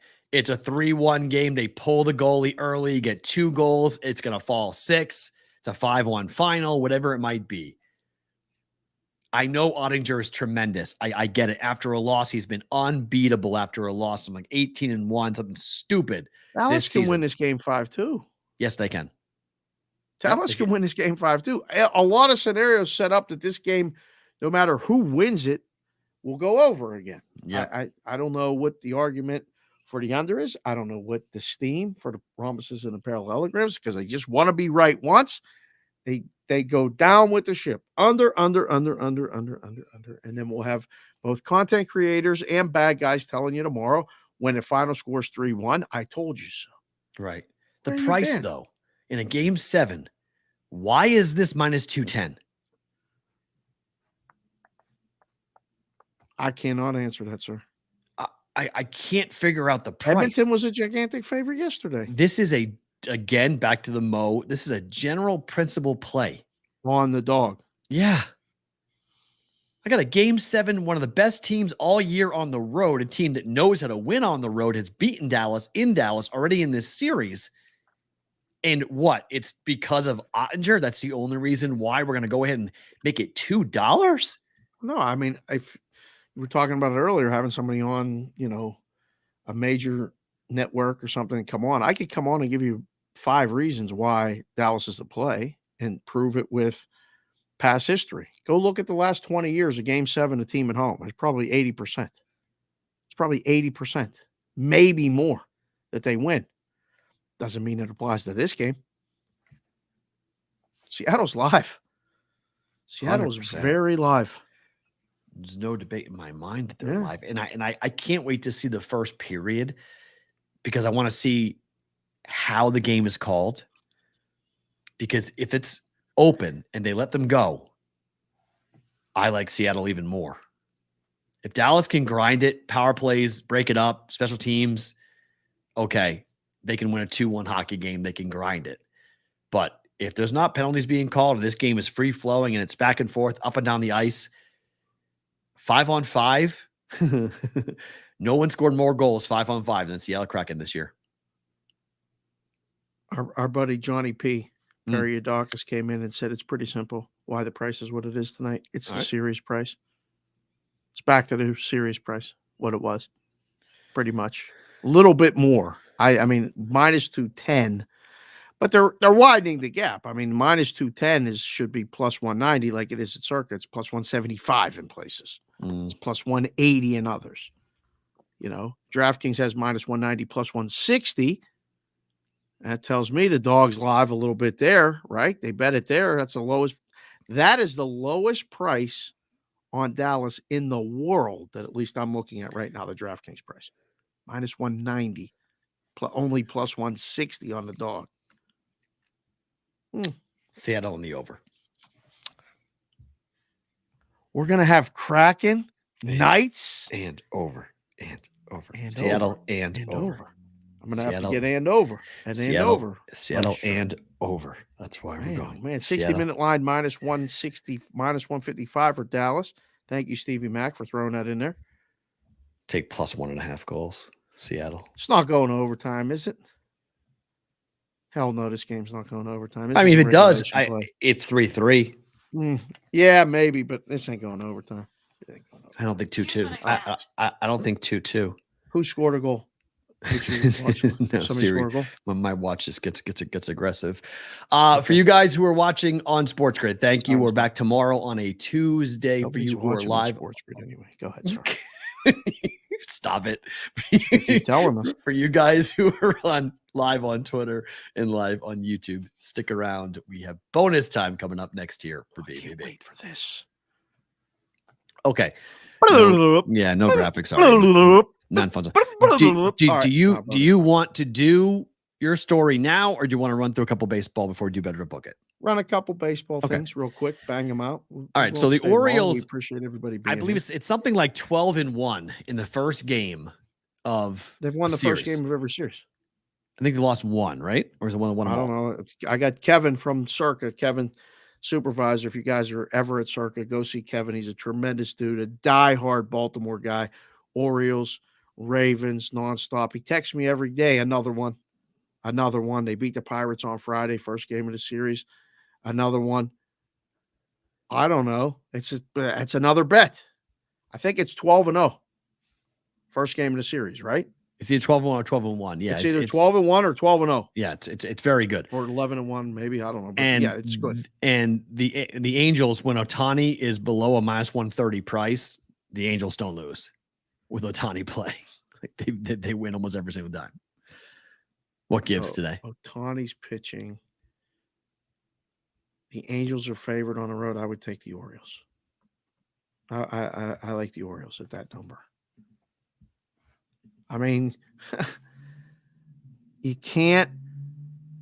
This is the Ohtani respect factor, right? That's I don't know. Give me the Orioles, man. Look at the records. I like the under. Okay, I can see that too. Yeah, 8. Uh-huh. I like that too. Orioles offense is nothing right now. No, they just played 3 really tight games against the Pirates. I'll tell you that. They blew out. It got to 9 on Friday, but it was under after that. There's SoCal. I was looking for. Here's a stat from SoCal. I remember I was trying to find this on the Discord channel. SoCal. Angels are 15-1 straight up as road favorites of 175 or lower with Ohtani pitching. The Orioles are 12-1 straight up in the first game of a series this season. Which trend winds up? They were both in favor of the Angels. What are you talking about? No, the Orioles are 12-1 straight up. Orioles, the second one. Okay, you said Orioles again. The Orioles are 12-1 straight up. You just don't listen. Orioles are 12-1. You said the Orioles. You said the Angels. No, you said the Angels. The Orioles are 12-1 straight up in the first game of the season of the series this year. Yeah. Orioles. I like Orioles. Under's good too. Yeah, I like the under, but it's a tough game to call. The A's are the worst team in baseball. Arizona comes in here. I mean, don't we just fade them? Just bet against the Angels, against any quality of team, or against the A's rather, and any quality of team. What's the price? -125 on the run line, 220 on the money line. They're monster favorites with Kelly pitching tonight.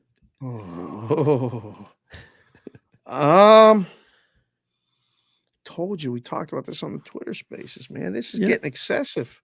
Right. 205. That's why you can't do money line. 210. Look at the losses. Okay, here are the losses. God. 5-1, 7-2, 10-5, 7-3, 4-0, 5-0, 11-3. Every loss of this streak where they have won only one game over the last 1, 2, 3, 4, 5, 6, 7, 8, 9 games. Every loss on the run line. There you go. There's your answer. Just bet the Diamondbacks on the run line. Yes, -125. There you go. Did that. Brewers are in first. Not your Pirates. Sorry. Cardinals just won 3 straight against the Red Sox. They're playing better. Yeah. They've won 3 games. This would qualify for the Brett Musburger bet the team on the streak. You take the Cardinals today? Home dog? Big home dog. Yeah. Cardinals are home dog. Big home dog, yeah. +110, +115. Probably. Why are they a home dog? They're 6-13 at home. That's why. I know, but this again, none of that matters with right now the way they're playing. Is Perrault really good on the road? Why are they dogs? See, I would make the blind pick them. I don't understand. Peralta's 4-2 with a 3.32 ERA up against Flaherty, who's 2-4 with a 6.18. On the road, Peralta is 5.73 ERA versus a 2.43 at home. Cardinals. Konowinski's got to go line the field before his game tonight. I don't know what field he's lining, but thank you for being here, Vinny.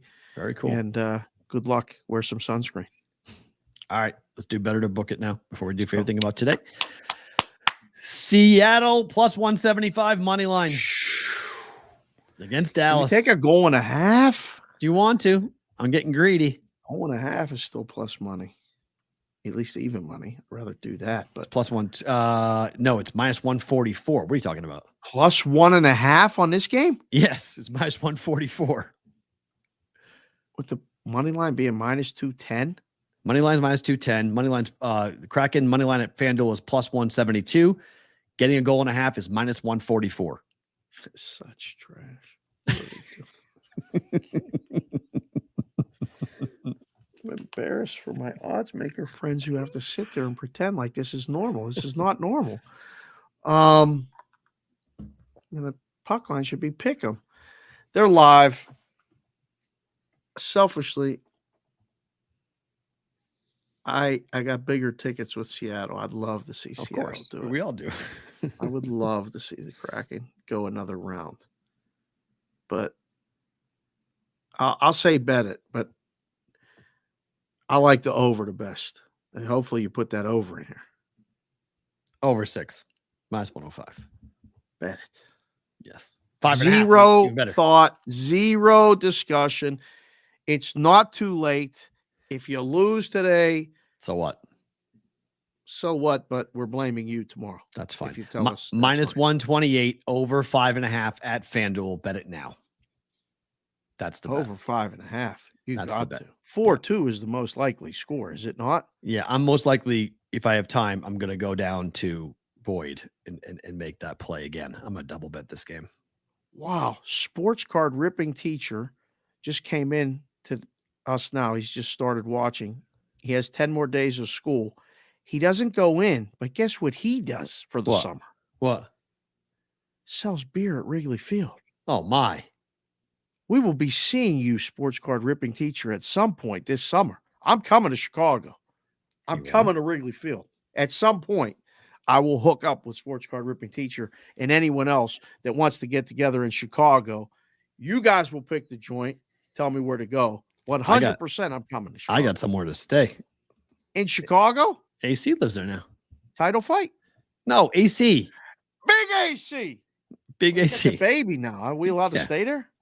You're allowed to stay there. I ain't coming there. They got That's a a lot. they have a 3-story loft in May. I don't know. I just know I have a bed whenever I want it. Within walking distance of Wrigley? Don't they live close to downtown? I think so, yes. I don't know Chicago very well though, so I can't tell you exactly where they live, but I just know that there's a bed there whenever I want it. He's always said just come in, knock on my door. Just come in. Don't even tell me. Just come to Chicago. Hey, Yeah, the can wife- you call me Lisa? Hi, wife- Lisa. Winning the Las wife might. Vegas wants me to call her Lisa. Does you want me to call you Lisa? I'll call you whatever you want. She says, can you call me Lisa? Sure. There. Under Done. 8, Angels, Orioles. That's a good bet. Bet it. Okay. And then Arizona minus 1.5 against the A's. So what are we doing now? We do the breakdown, and then you put them all in the bet it or book it. Because there's not enough Here's- games right now. There's the games Not I enough like are the games There's I not want enough to. time. You're good. Well, there's not enough games right now. I mean, there's This a lot one of, I'll book. there's a lot of One-run crap game. games. This seems way too damn easy. Because it is. It's the A's. But it can't be this easy, can It is. It's the A's. They've won 9 games on the year. It is that easy. Yes. A's are an abysmal baseball team. They are terrible. They're absolutely terrible. 50 and 112 is very possible. Under 50 wins in a modern era got to be one of the lowest of all time. They are horrendous. Their bullpen's horrendous. Their offense is horrendous. Their starting pitching is horrendous. It is watching Major League. It's like watching a movie. When you watch their games, it's like these guys suck so bad that I think there might be a minor league team or two that could beat them. I just can't get over it. I'm just like, I'm betting against these guys the whole damn season. There's going to be numbers that are going to be like minus 300, minus 400. This is the problem. This becomes the throw in the parlay thing. Right. And when you don't get the many straight bets, but then you go and you grade the game in the book and you're like, how'd we lose 28,000? Can I swear now? No. Oh, yes. Yeah. No, you can. Yeah. What the fuck just happened? When you go to grade it, because everybody Right. got it in the parlay, they got it in the round robins, they got the run line, all the stuff. So the prices are going to get nuts. So yes, you should involve it now because it's going to change, but we'll know when it turns, if it turns. and we'll get off of them. But right now, yes, good. Just ride them for sure. Okay. Yes. Before we do favorite thing about today, what is Yes. this top secret thing that you want to tell everybody about that you've been teasing? What? You said I have a top secret angle that I can't tell on Sports Grid that's going to change everything. Oh, no. There's no angle. It's a story. No. It was one of my best things about today. That's all. No. There's no trend. There's no. It's not betting. No. It's something I learned over the weekend. Oh, okay. Oh, yeah. What is it? It's like I spend time with my family. Okay. And they're crazy. Okay. My people are nuts. Like brother Dan, he's the most level-headed one. Brother Doug, he's borderline close. But my sisters, Dina and Dara, my twin sisters, are amazing. They taught me something over the weekend that I had to share with the brigade, but I couldn't do it on the time while we're airing because I didn't know about this. And this is not. It's kind of nasty a little bit, but I didn't know. Okay. And I wanted to read the definition of it. So. Okay. Yeah. It's nuts. It's nuts. But are we at that point of the show now? Favorite thing about today? Yes, we are. I have two things. Okay. One, we said it yesterday on the Twitter Spaces. Taking the time to spend time with loved ones, friends is never more important than it is all the time.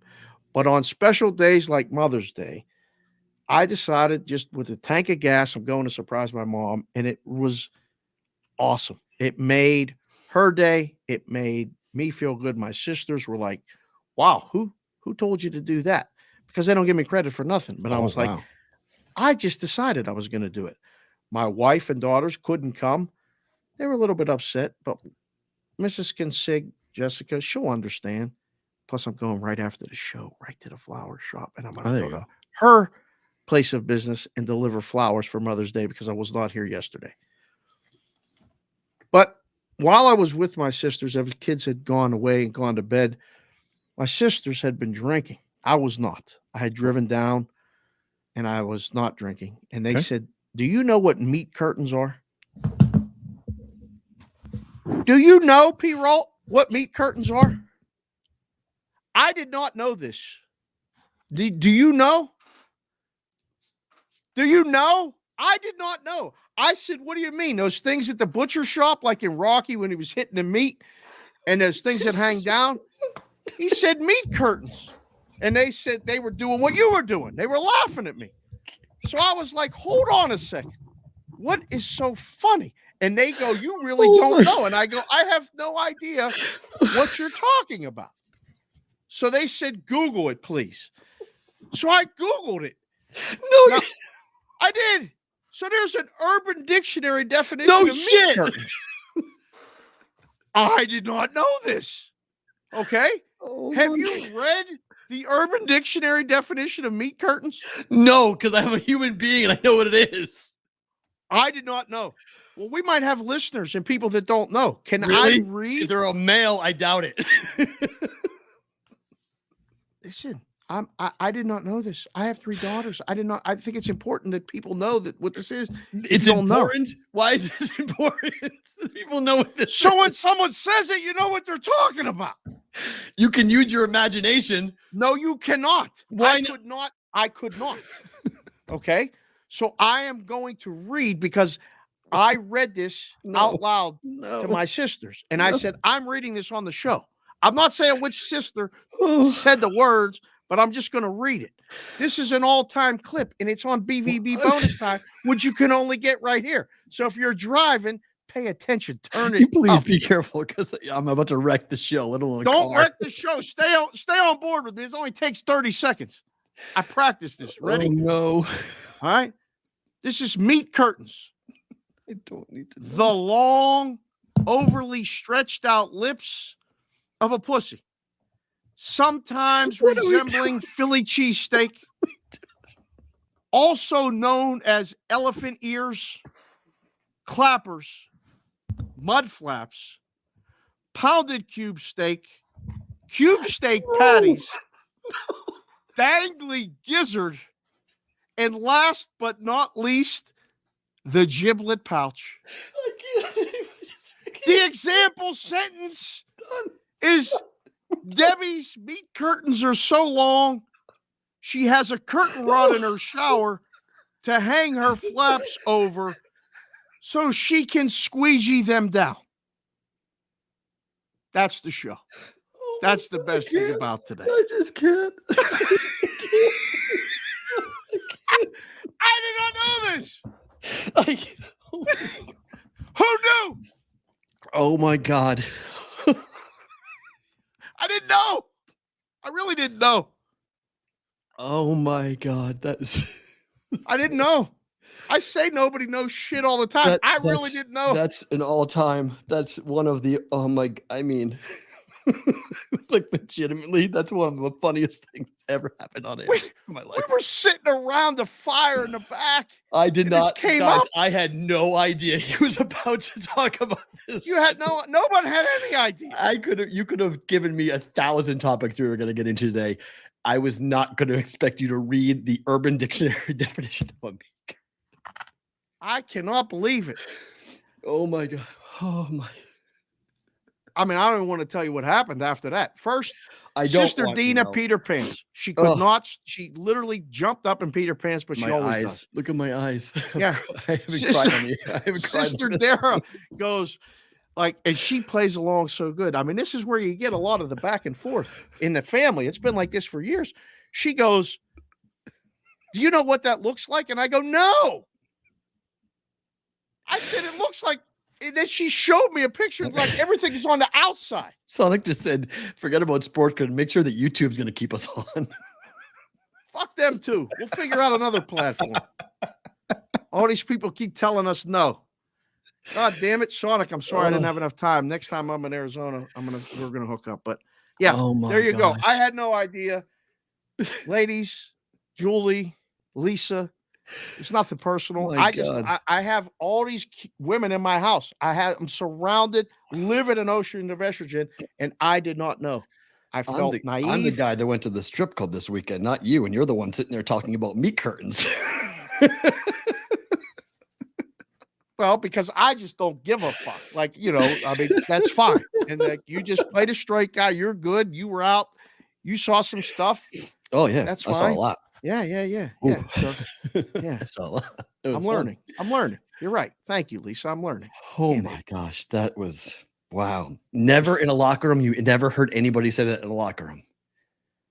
I don't know what locker rooms you were in. No, I was not talking about no meat curtains in the locker room. Okay. It's not a very polite thing. It's not a polite thing to say to a woman, put it that way. I have now figured that out, sir. That is not a polite thing to say to a woman. I got a kid turning 18 this weekend. I got to learn about all this stuff, and I'm wondering. The kids have been talking about something like that in the dugout. I didn't know what they were talking about. I think of Rocky Balboa in the meat locker hitting and them curtains hanging down. I was completely wrong. I mean, the giblet pouch. Aside from the fact that you think that big hunks of meat look like curtains, it's not curtains look like. Curtains look wavy and all kind of hanging down. The meat curtains. Not big things of like he was punching. Man, like I'm getting texts now. All people watching and listening to the show are literally dying wherever they're at, laughing. They didn't know. They knew, and I didn't know. I didn't know. Me saying it and reading they didn't know either. Flappy. The adjective. I think. Yeah. They said, "What is one word you would?" I said, "Flappy." That's it. It's flappy. It's flappy. That's all. Flappy. Loose. It's in a song. It's in a rap song. And now you know why.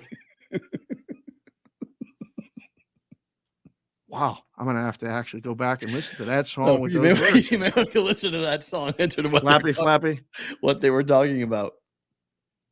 Oh my goodness gracious! Wow.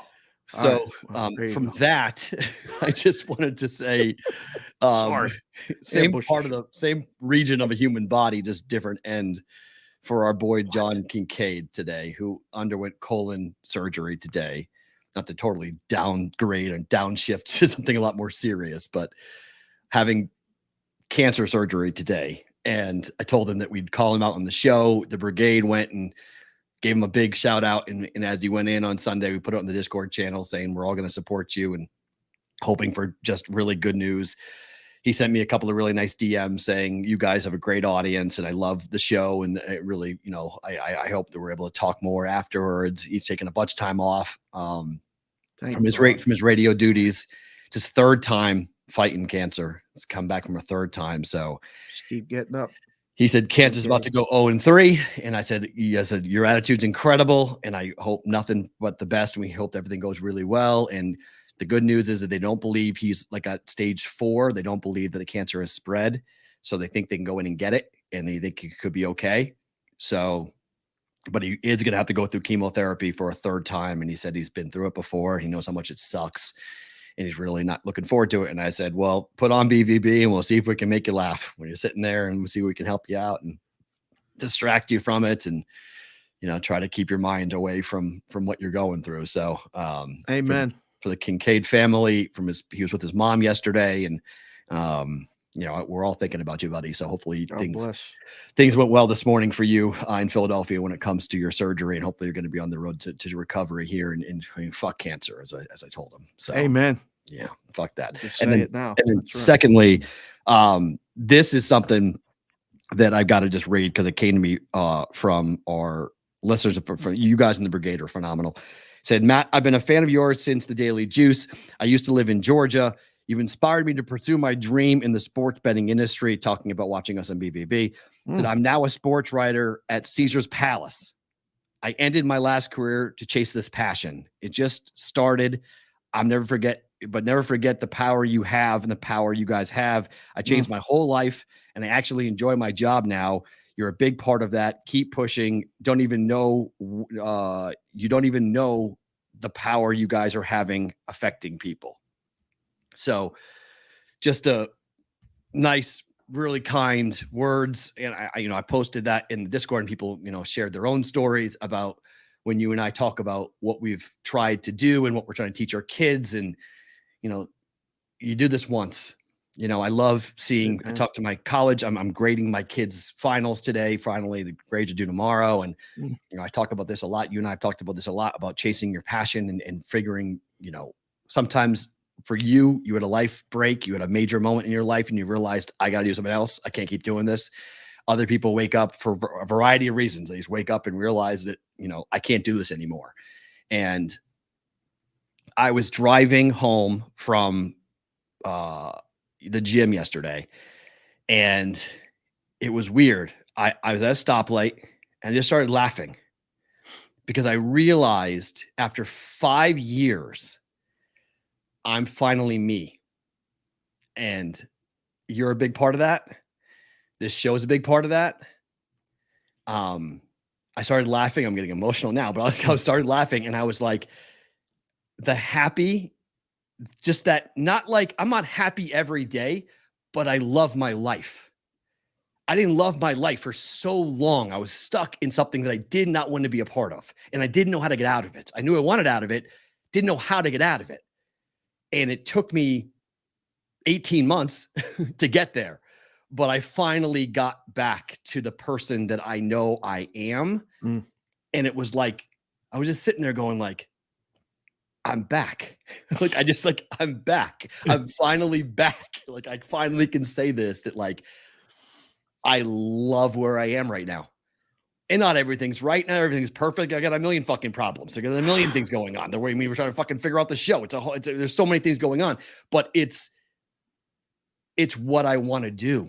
I'm doing what I want to do. I'm with people who I want to be with. I'm around the right people again. I'm around people who aren't bringing me down. Surrounding myself with people who want me to do better. Seeing my cousin was really fun over the weekend. I hadn't seen him. It's amazing. I'm 12 years older than him. And I didn't like click into my brain. I'm like, I'm 12 years older than you? He's like, yeah. It's like, damn, it's so bizarre. Like, we never really hung out before, as him being 34, me being 46, but he's a fully grown man, married, and, has a whole life and a business and everything else. And he was always like my cousin Zachary. He's always my little cousin Zachary. And now he's, a full blown man.